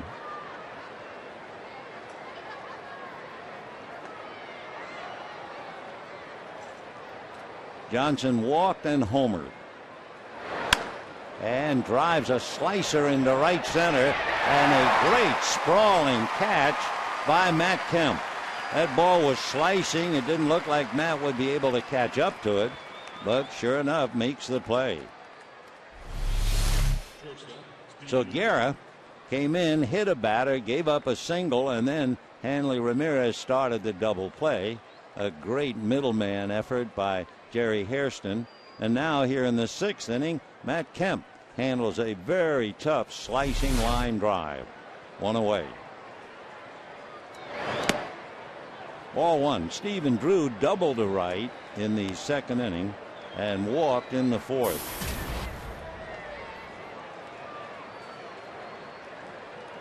D-backs left 7 in the first 5 innings. Dodgers were very fortunate to keep it close. Drew a long fly ball, but Ethier is still on the grass. So a line drive out to center, a long fly ball to right, and time now to get you thinking. Kirk Gibson is one of 5 players in Dodger history with a walk-off hit in the playoffs. Who are the others? Kirk's one of 5.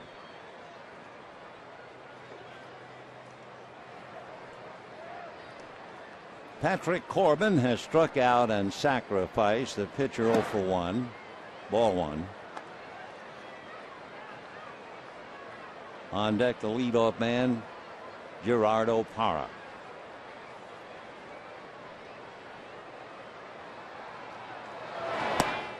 On the corner. 1-1 to Patrick. Did do a good job. They asked him to bunt in the 4th inning, and he got it down.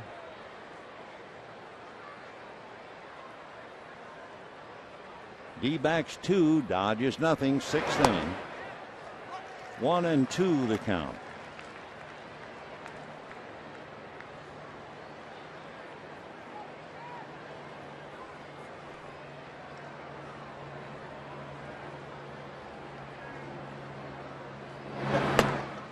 Fastball away, 2-2.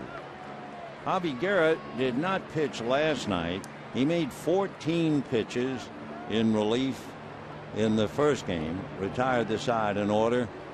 Struck out Ryan Wheeler, who came up the bench as a pinch hitter. Fouled away, still 2-2.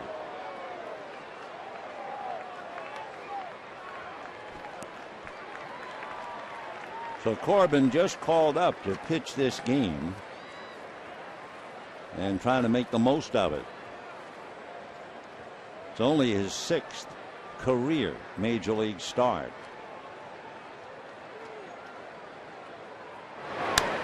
And fouled away again.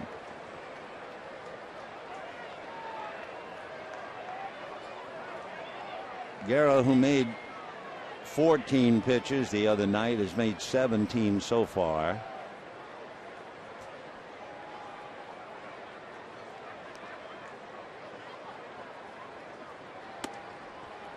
Three and 2.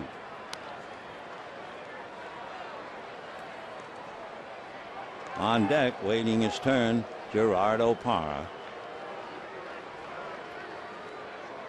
D-backs have been retired in order only in the first inning. So this makes it second as Corbin strikes out. And at the end of 5 1/2, 2-0 Arizona.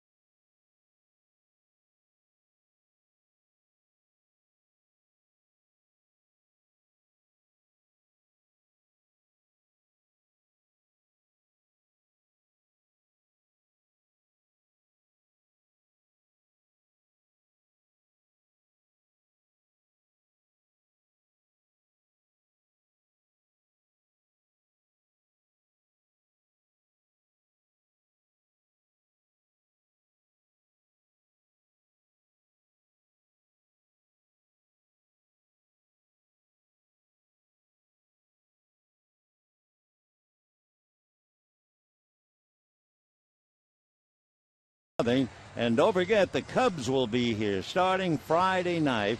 Jeff Samardzija, the pride of the Fighting Irish of Notre Dame, will be on the mound for the Cubs. And Chad Billingsley out of Defiance, Ohio, will be on the mound for the Dodgers. So Samardzija and Billingsley Friday night. Then it will be Germano and Kershaw Saturday night at 6:10. And finally on Sunday, it'll be Harang and Coleman. Meanwhile, the question is, how long can Patrick Corbin continue to pitch as well as he is pitching? The Dodgers have struggled. They have gotten Kemp to second base in the first inning and Ellis to second base in the second inning, and that's it. Corbin in the last inning retired the side in order, striking out a couple. He has 5 strikeouts. So he'll face the heart of the lineup. That means Kemp, Ramirez, and Rivera. Matt hitting .357, 15 home runs, 39 runs batted in. And a strike, 0-1. Up here, and of course Kemp unhappy with the call. That changeup, he kind of turned it over. It almost looked like a screwball.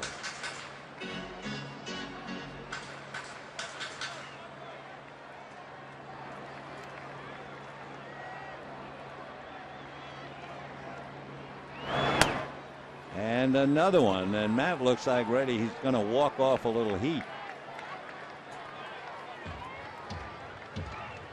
0-2.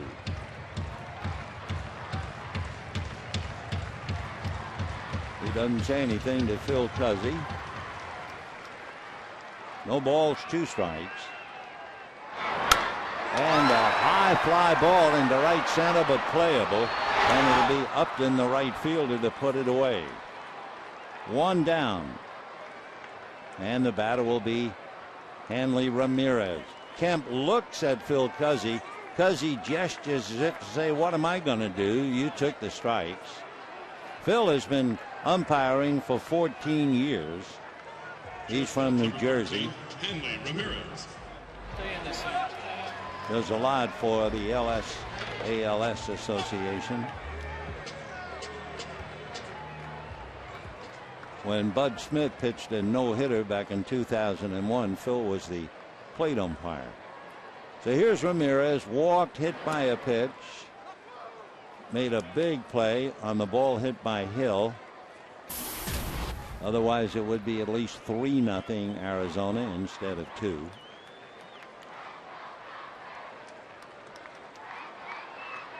Oh and 1. 1-1.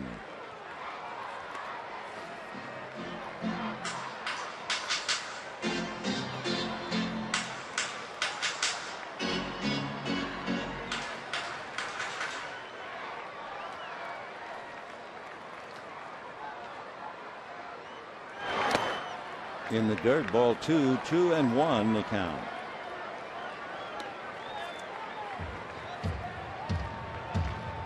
Ramirez facing Patrick Corbin. 2-0 Arizona, bottom of the 6th.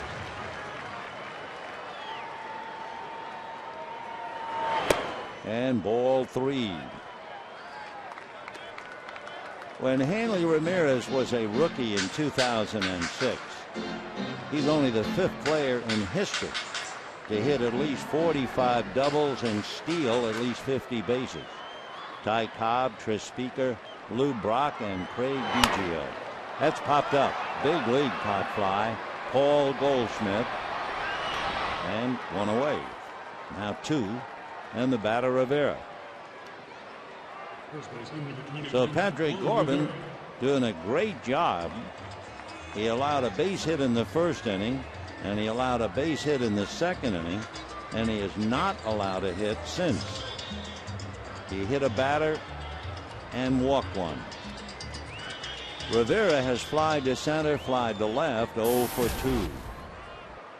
And when Arizona comes up in the 7th, it'll be the top of the order: Parra, Hill, and Kubel. Slow breaking ball for a strike. 0-1. It is indeed up to here a repeat of the West Coast after looking at Wade Miley last night. Fastball, cracked bat, foul ball. He'll have to, I believe, get another stick. He's checking it. Had a little celery stalk sound to it. But Rivera pounding the handle, figures it's okay.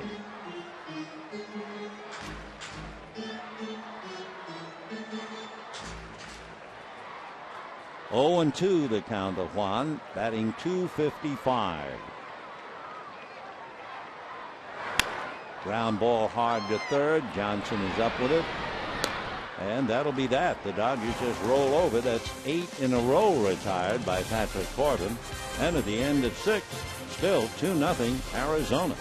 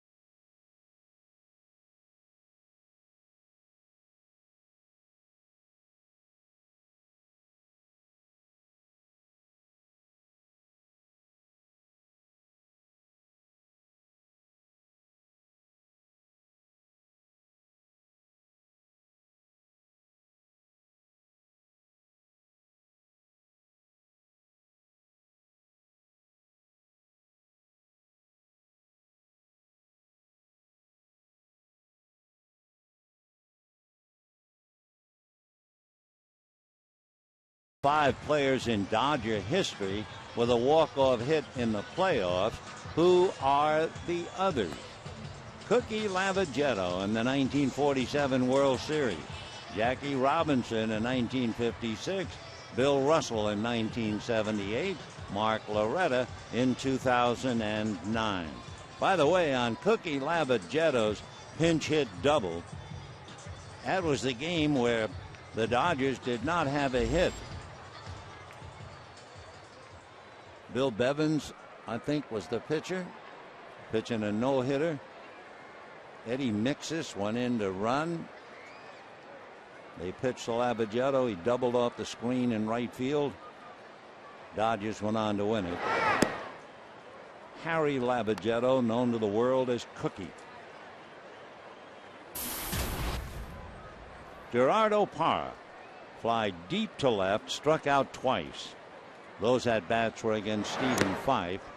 So for Fife, he turns in another good performance, although this time he lasted 4 1/3. Previously, he went 6, allowed 1 to Philadelphia, went 6, allowed 1 to the Giants. He went 4 1/3 and allowed 2 to Arizona. Not too shabby. Ground ball, Rivera to the bag. That'll do it for Parra. So Gerardo, who was doing so well as a leadoff man, is blank 0 for 4 today so far.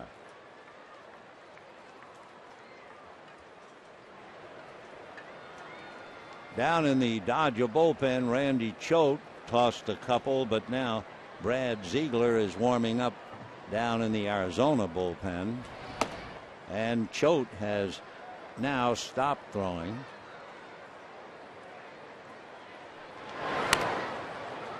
That's going to go foul. Ronald Belisario is up now instead of Choate in the Dodger bullpen. Remember, with the double switch, Garrett is due to bat second in the bottom of the 7th. So they'll be hitting for him. Hill has popped up, robbed of a double, and had to settle for the single, and that was a big play by Ramirez playing third, and he popped up in the 5th inning. Right.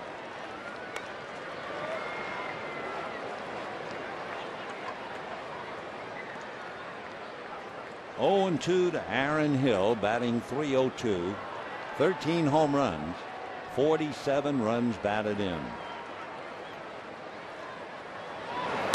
Foul back.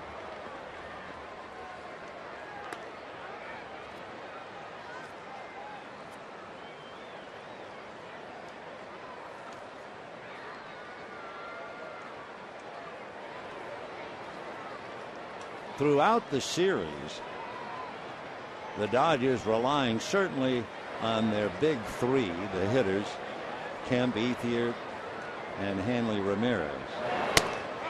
That's a strike 3, and that'll do it for Hill. 2 down. Anyway, collectively in the first 2 games, they had 7 hits, and Kemp had most of them. Today, Ethier is 0 for 3, Kemp 1 for 3, 1 for 6, Ramirez 0 for 1. Though they're just 1 for 7. Of course, Ramirez has walked and been hit by a pitch. So 2 out. And here's Jason Kubel.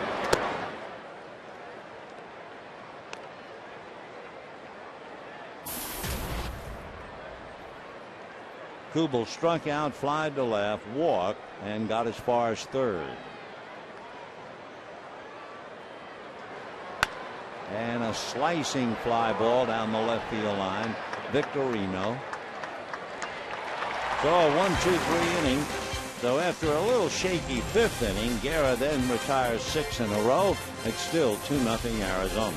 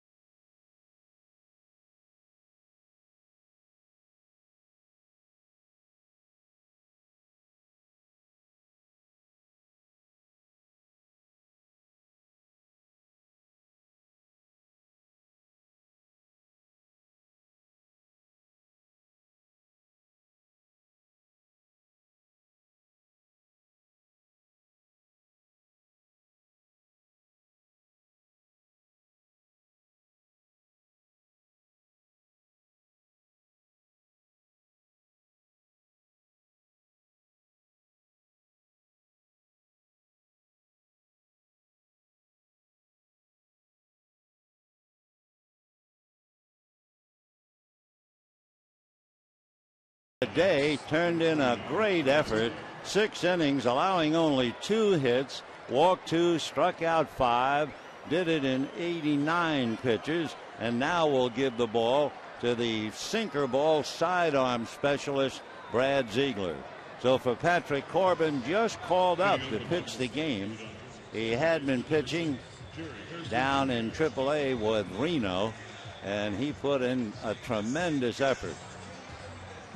So the Dodgers stifled back-to-back by left-handers. Now they see the right-hander Brad Ziegler. Ziegler's out of Pratt, Kansas. He lives in Missouri. He is 33 in October and originally drafted by the Phillies. 9 years ago, he went to school at Southwest Missouri State.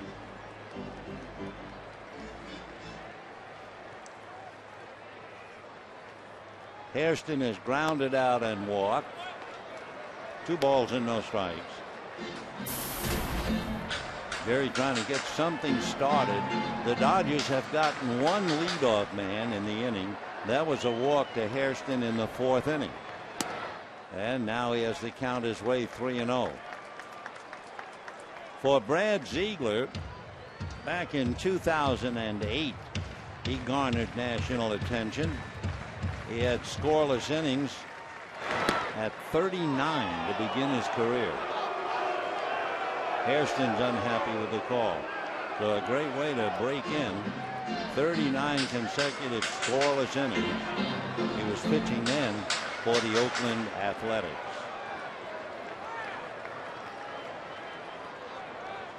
Three and 1 to Jerry Hairston. Fouled away.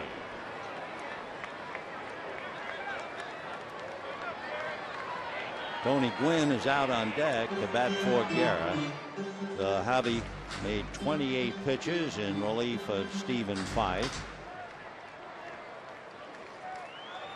Ziegler is 6'4", 195, submariner or submariner, take your pick. In the beginning of his baseball career, he had an orthodox delivery, and then the A's had him, and they suggested that he drop his arm, and it's paid off for him. Took him a while, however, to get to the big leagues. Got him. And so Hairston called out on strikes, and he's gesturing about the other pitch you called a strike was below the knees. So he's angry and walks away. And the Dodgers still have only gotten 1 leadoff man in an inning to get on base. Here's Tony Gwynn. Phil Cuzzi checking to the press box to make the announcement on Gwynn. Tony hitting .235, 17 runs batted in. Does not figure, of course, to see a lot of play anymore. Breaking ball strike. In fact, Don Mattingly was talking about the fact that he had talked to Tony. Now that Bobby Abreu has been assigned and reassigned, so we will not have Bobby on the ball club anymore. And with Victorino playing just about every day, Gwynn normally would go in late in the game for defensive purposes, but they don't have to do that anymore.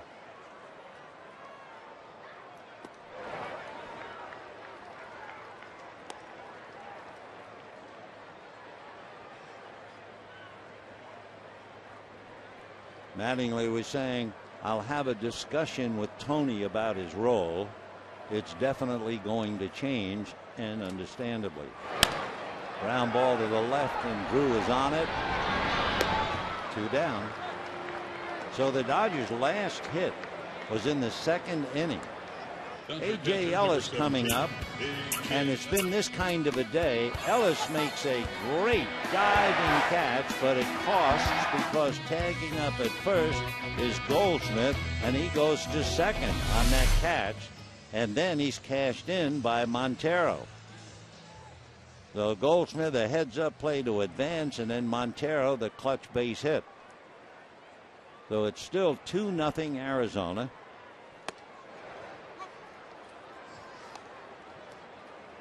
Ellis reached on an error, hit into a double play.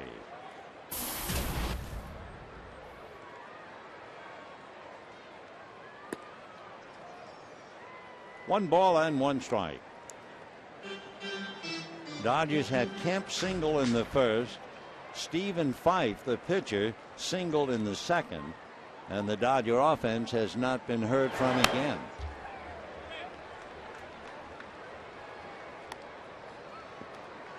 The Giants will have Matt Cain going up against the New York Mets tonight. Jonathan Neese will be pitching for New York.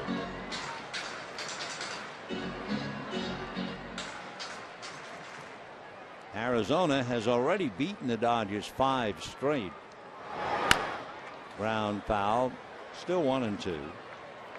They're trying to make it 6 straight and 8 out of 12.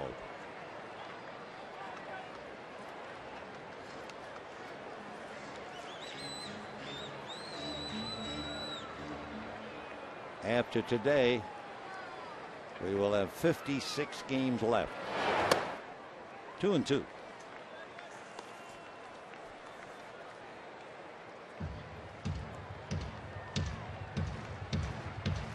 Dodgers have lost 2 out of 3 to the Cubs, who are coming in, followed by Colorado. Dodgers have won 5 of 9 from the Rockies.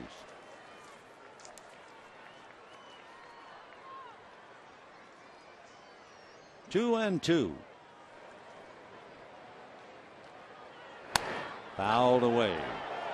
With Tony Gwynn pinch hitting for Javi Guerra.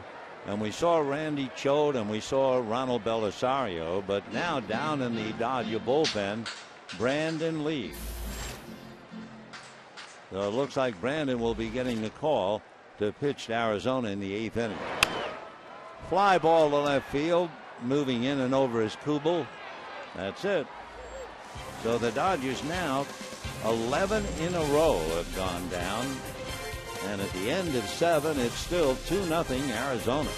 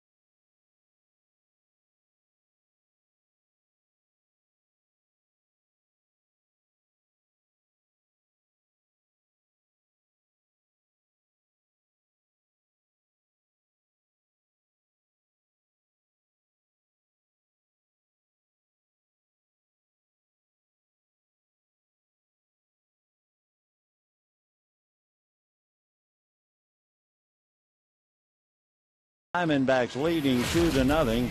One of the runs, a home run by Chris Johnson in the 4th inning. After Montero had lined out to Hairston, Johnson went deep to center. So the big third baseman with a home run today. He had a double last night and a single, and he had a 3-run home run in the 5th inning of the first game. Meanwhile, we take our first look at Brandon Lee, who was with Seattle. And ball 1 to Paul Goldschmidt. Brandon Lee, born in Sacramento, lives in Honolulu on the island of Oahu. That's a strike. 1-1. Brandon was originally a second-round pick 11 years ago by the Blue Jays out of St. Louis University in Honolulu. Another strike. 1-2. Among other things, in talking about league, working to Goldschmidt, who is 2 for 2 and hit by a pitch. In the dirt, Brandon League played for Team USA's junior squad. He's 6'3", 195, 29 years old. His wife was a psychology major at the University of Hawaii. Ball 3. He worked a lot with former Dodger pitcher Mike Fetters. Mike pitched here, had a long career. And sliced, and a leaping catch, and then the ball off the glove. So Hairston up the ladder, got his glove on it, couldn't hold it. And it will be a base hit. So Goldschmidt having a huge day. 3 singles and a hit batsman. Can't get him out. Goldschmidt 3 hits today. He had 3 hits last night, including the home run at 6, and 2 hits in game 1. So he'd have 8 hits in the series. Justin Upton tried to bunt, fouled out to Ellis, grounded out, and singled to right in the 5th inning. The league gives up a base hit in his major league debut. Dodgers sent 2 rookies, right-hand pitcher Logan Bauckham and outfielder Leon Landry, to the Mariners, getting Brandon Lee. That's a strike.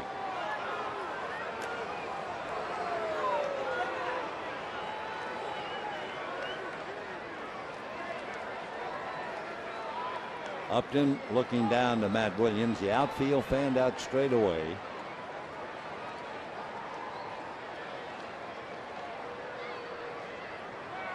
Goldschmidt at first, and goes, and it's a ground foul outside of first.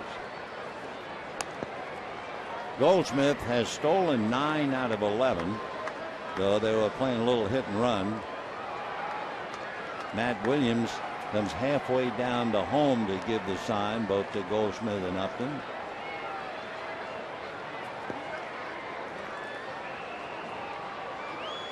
Two nothing Arizona. We're in the 8th inning.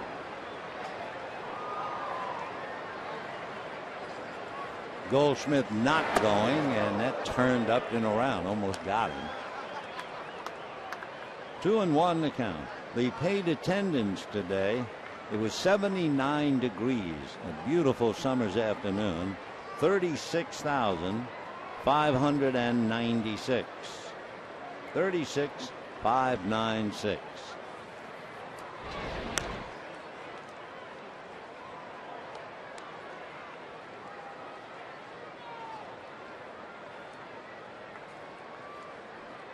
In the bullpen, with one newcomer on the mound, another Randy Choate warming up in the Dodger bullpen. Almost got him again, trying to pitch inside, but too far. 3-1 the count to Justin Upton.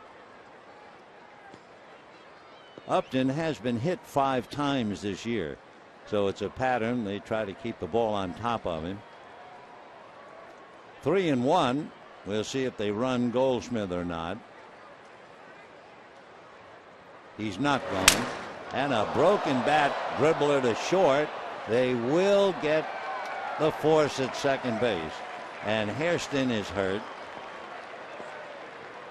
Jerry took a lick as Goldschmidt went in there hard. And Jerry having a little trouble standing. Hurt his right leg, I believe. That's a tough position. They come in there hard. Broken bat, little ground ball. the feed, and then you can see he spun around and his right leg was hit. You immediately think of Mark Ellis and his left leg. So Hairston crawling in pain.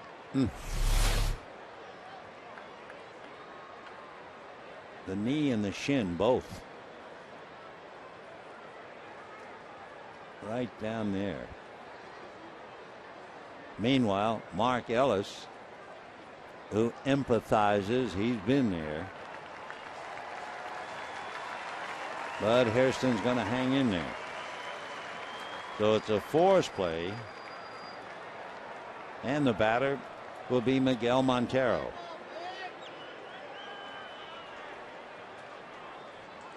Montero single to center, lined out to second, and then with those tremendous numbers, 5 for 9 with the bases loaded, came up with the bases loaded in the 5th inning, swung at the first pitch, and hit into a double play to end the inning. So let's see now, with Randy Choate in the pen, will Mattingly lift his right-hander and bring in the left-hander, and that's exactly what he's going to do. So welcome to the Dodgers, Brandon League, and we'll be right back.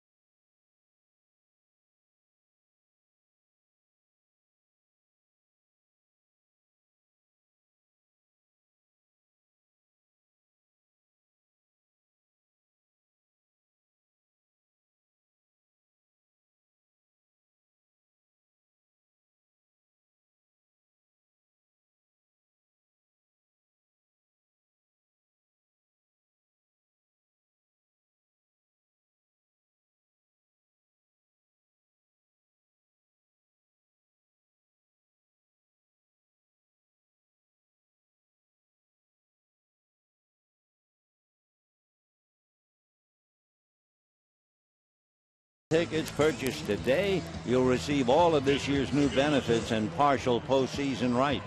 Great locations between the bases, believe it or not, still available. So to purchase, visit Dodgers.com/season tickets.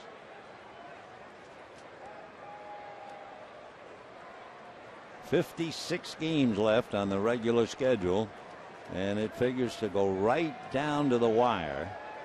And the last 3 games of the regular season here with the Giants, wouldn't you know?" Randy Choate will go to first. Upton runs well, has stolen 12. So Randy will try to keep him still. Montero 1 for 3, 285, 12 home runs, 62 runs batted in.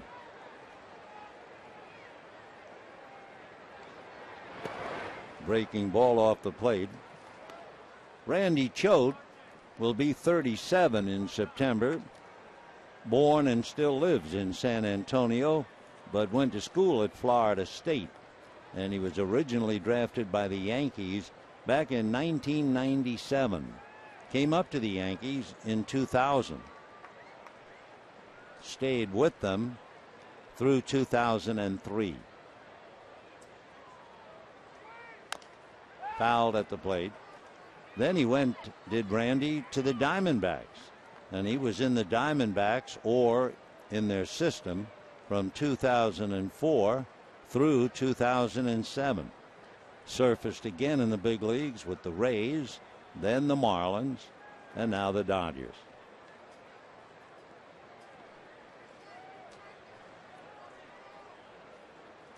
Montero waiting.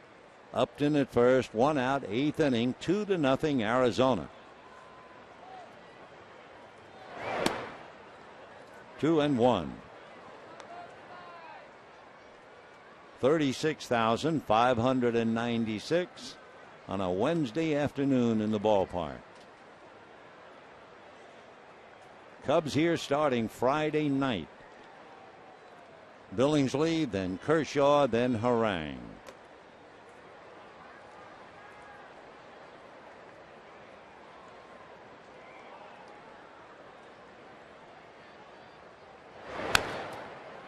Two and two the count to Montero. Nice catch upstairs on that foul ball. Chris Johnson is on deck. Chris walked and homered, so he's waiting. Last time up, he hit the ball hard. A slicing drive towards right center, and Matt Kemp made a fine running catch.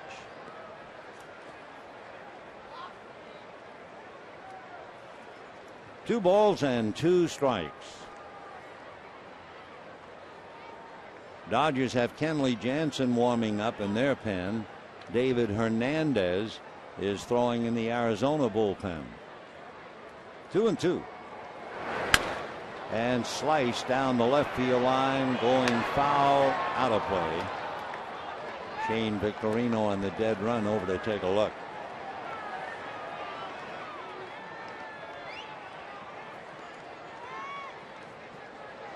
Montero looking at Matt Williams, so is Justin Upton. 2 balls and 2 strikes, 1 out in the 8th. Montero, the veteran catcher, so when he grounded into that double play, it was a big one in the 5th inning. He has grounded into 11. 2-2. Upton's not going. Now it's ball 3. Though they might very well run him. Montero has struck out 84 times. Chris Johnson, hitting back of him, has grounded into 13 double plays. So we have 1 out, 3-2. See if they run Upton. He has to be careful with Choate looking at him. He's not going. On a high fly ball to dead center. Back goes Kemp to the track at the wall. Montero has done it again. Hits one over the center field wall, and it is 4-0 Arizona. They are just beating the Dodgers like a drum in this series. So they had 2 home runs in the first game. They had 2 home runs in the second game. And they have 2 home runs in the third game. So a half a dozen home runs for Arizona. Wow. They have 113 home runs, and there was no doubt that thing was really hit. So 4-0 Arizona, and a strike to Chris Johnson. Miguel Montero, 13 home runs this year, second in the series. 5 of his home runs against left-handers. He's amazing. He drove in a run in the second inning, picks up 2, so that gives him 3 runs batted in today. And for Miguel Montero, he has 64 runs batted in, and there's a shot up the middle, a base hit for Johnson.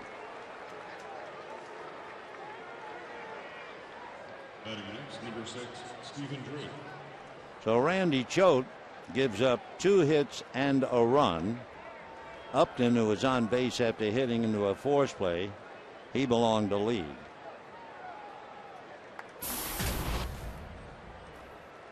So Fife gave up 2, Lee gives up 1, Choate gives up 1.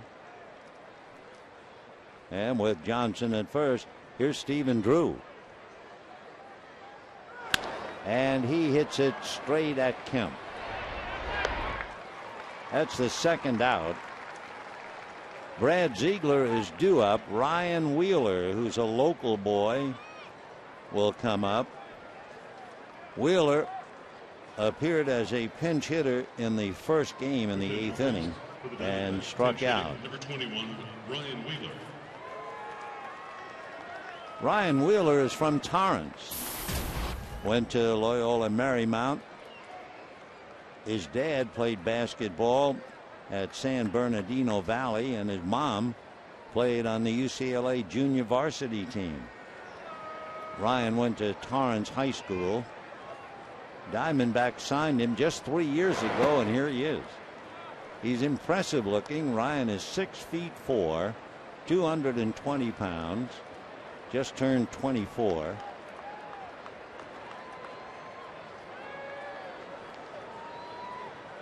Hitting .188, just a few at-bats. 1 ball, now 2.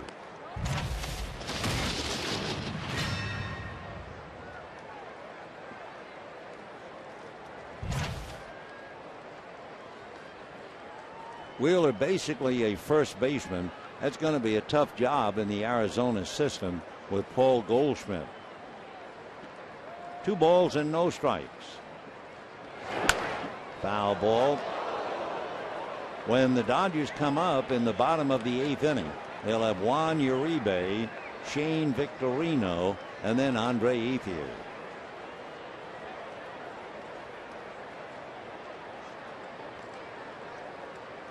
Four runs, 10 hits for Arizona. No runs, just 2 hits for the Dodgers. Kemp a single in the first inning, and Fife, the young pitcher, a single in the second. Foul back. 11 Dodgers in a row have gone down, and they have not had a hit since Fife singled in the second inning. They've had a hit batter and a walk, and that's it.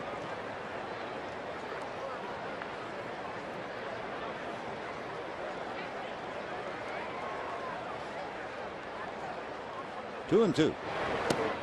Waved at. So Wheeler, chasing a pitch in the dirt, strikes out. However, Miguel Montero at it again, and it's 4-0 Arizona.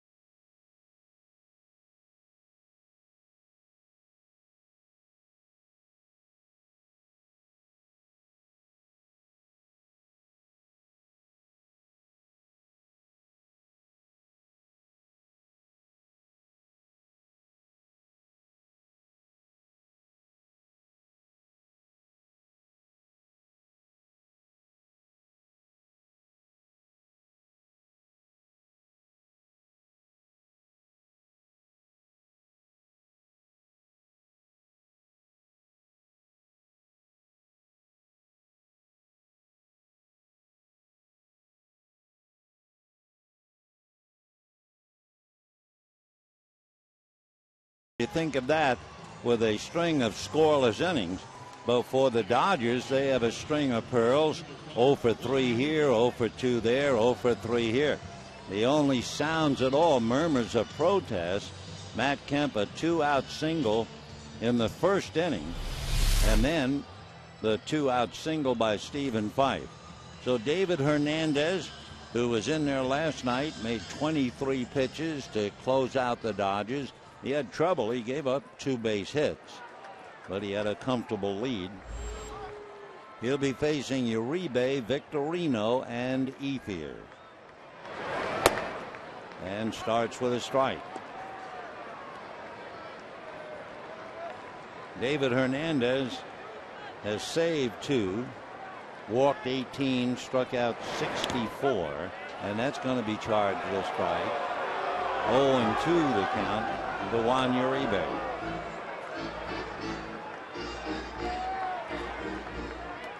Uribe hitting .195, 2 home runs, 17 runs batted in.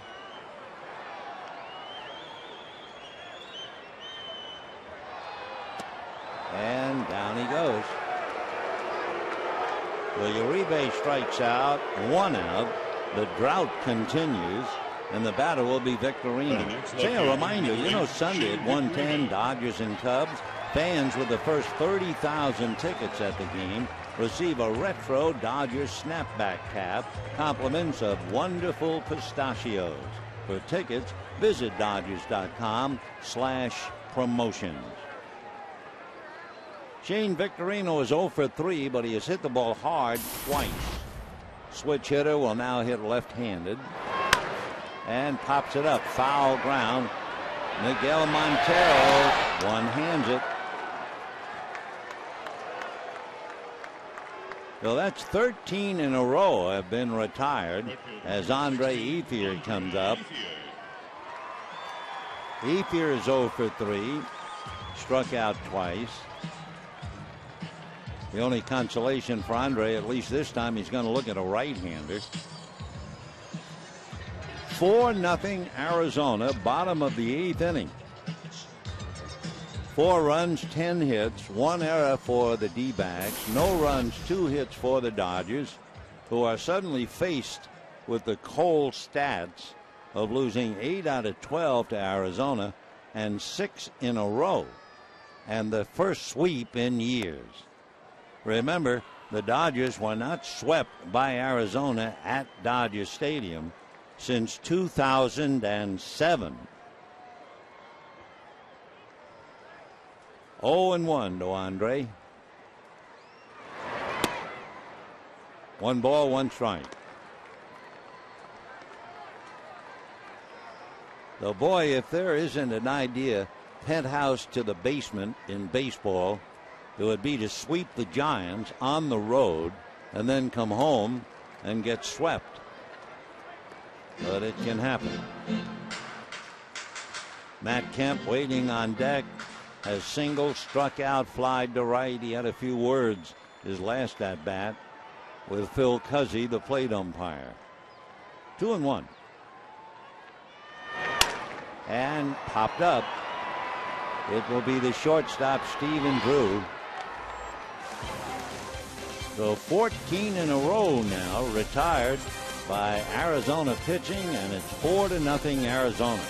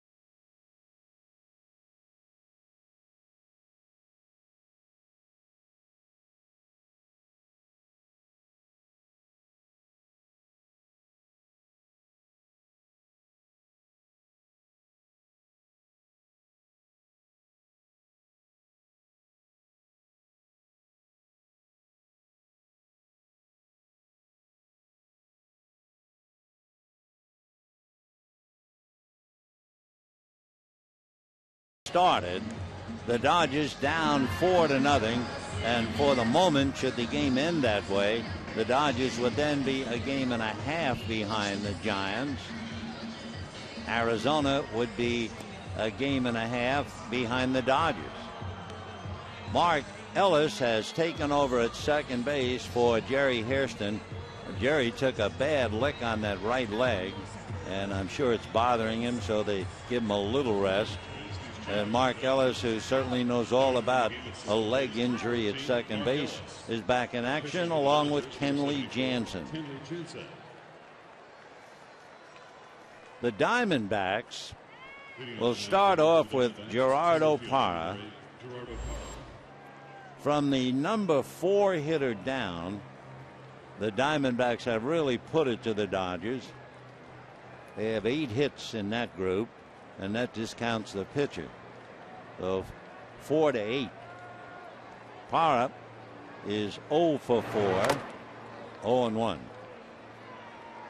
Diamondbacks have really gone to the muscle. They've scored 19 runs in the series, 15 runs for Kirk Gibson on home runs. They have 6 of them.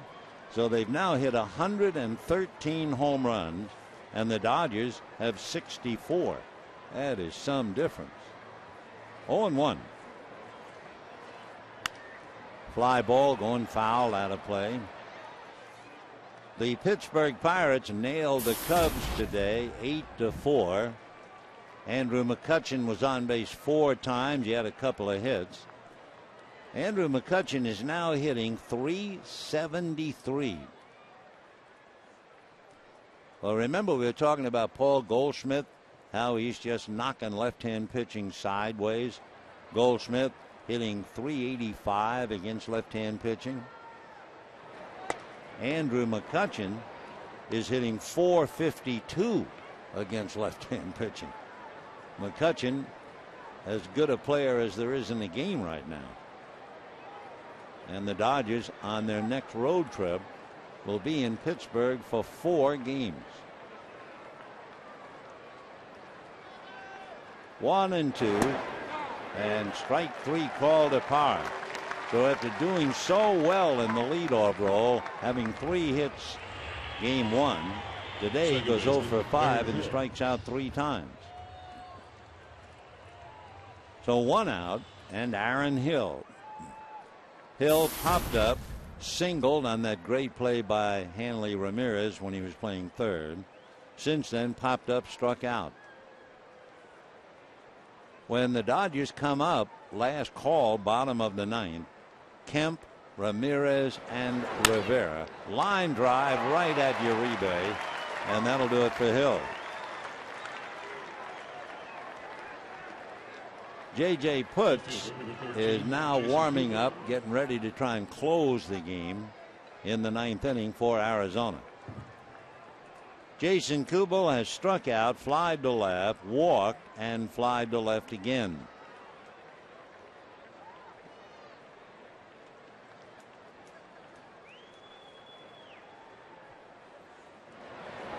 Kubel has been very much of a power plant for Arizona, but he's been pretty quiet in this series. 0 for 3 today, 0 for 3 last night, 2 for 10 in the series.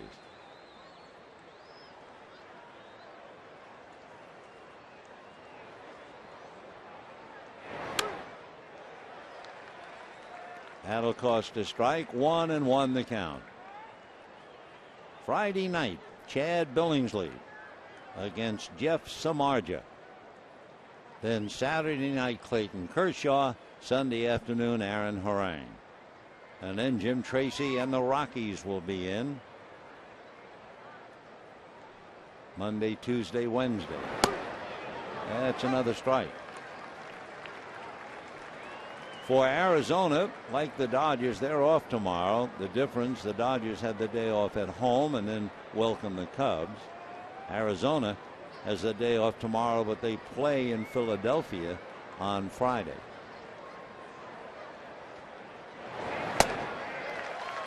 So Kubel bites the dust. He goes 0 for 4. Jansen faces 3 and strikes out 2.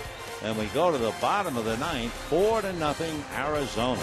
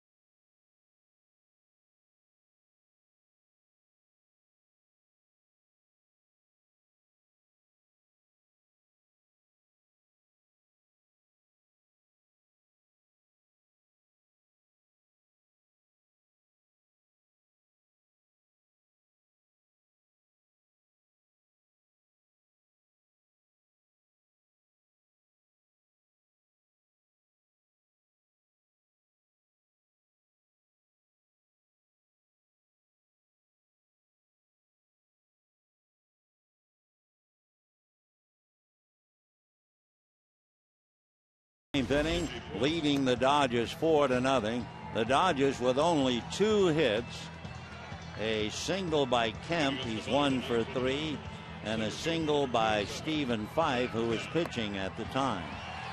Outside of that, the Dodgers have had 2 base runners since the 2nd inning. Ramirez hit by a pitch, and Hairston, who walked. And after the walk to Hairston, the next 14 Dodgers in a row have been retired. Not only is there a big difference in home runs, the Diamondbacks having hit 6 of them, but just talk about runners in scoring position. Arizona 8 for 23 and 14 RBIs. That would be a .348 batting average. The Dodgers 1 for 17 with 3 RBIs, hitting .059. So the big boys like Goldschmidt and Johnson and Montero have really carried the load. And let's see what Matt Kemp can do against A.J. Putz. Slicing fly ball going foul. Matt single a left. Only 2 Dodgers have gotten to second base. Kemp singled, and with 2 out, Ramirez walked. And Ellis got to second, A.J. Ellis, on an error, and a single by Stephen Fife.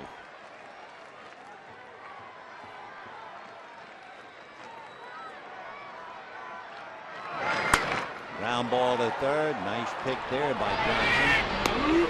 Oh, 1 away. Matt's 0 for 5 now against Putz. That is 15 in a row retired. And the batter, Hanley Ramirez. Victorino went 0 for 4 in his debut. Hit the ball hard twice, grounded hard to third, and lined out to center. Then he struck out and fouled out.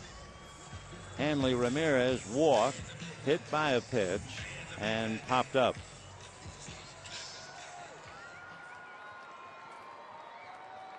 Ramirez 0 for 3 in the pass against Putz. And a strike. Joseph J. Putz is his name. He's out of Trenton, Michigan, working on Ramirez. He is 6'5", 250, and he is 35 years old. Went to the University of Michigan.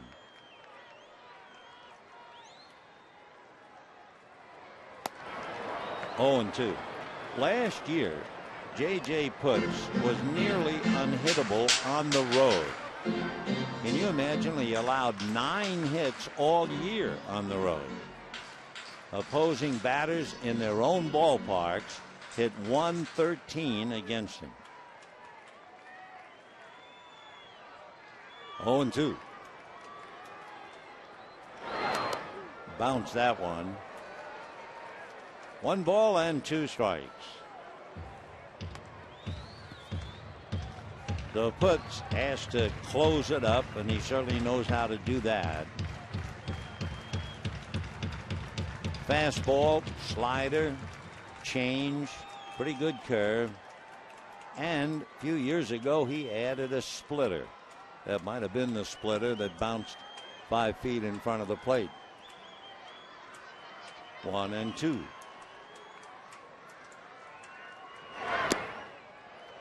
2-2. 1 out in the 9th, 4-0 in favor of the Diamondbacks.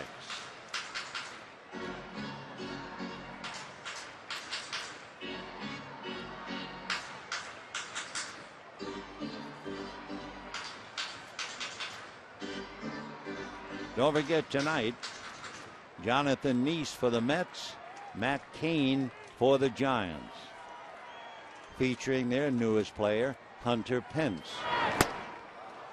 And down goes Hanley.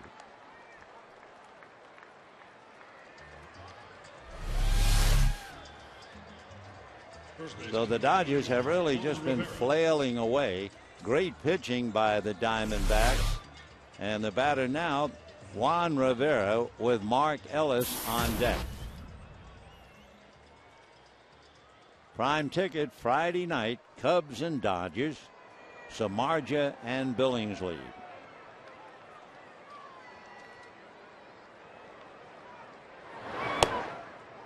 Ball 1. In looking at Putz's number, he has 19 saves. He has walked 7, and he has struck out 37.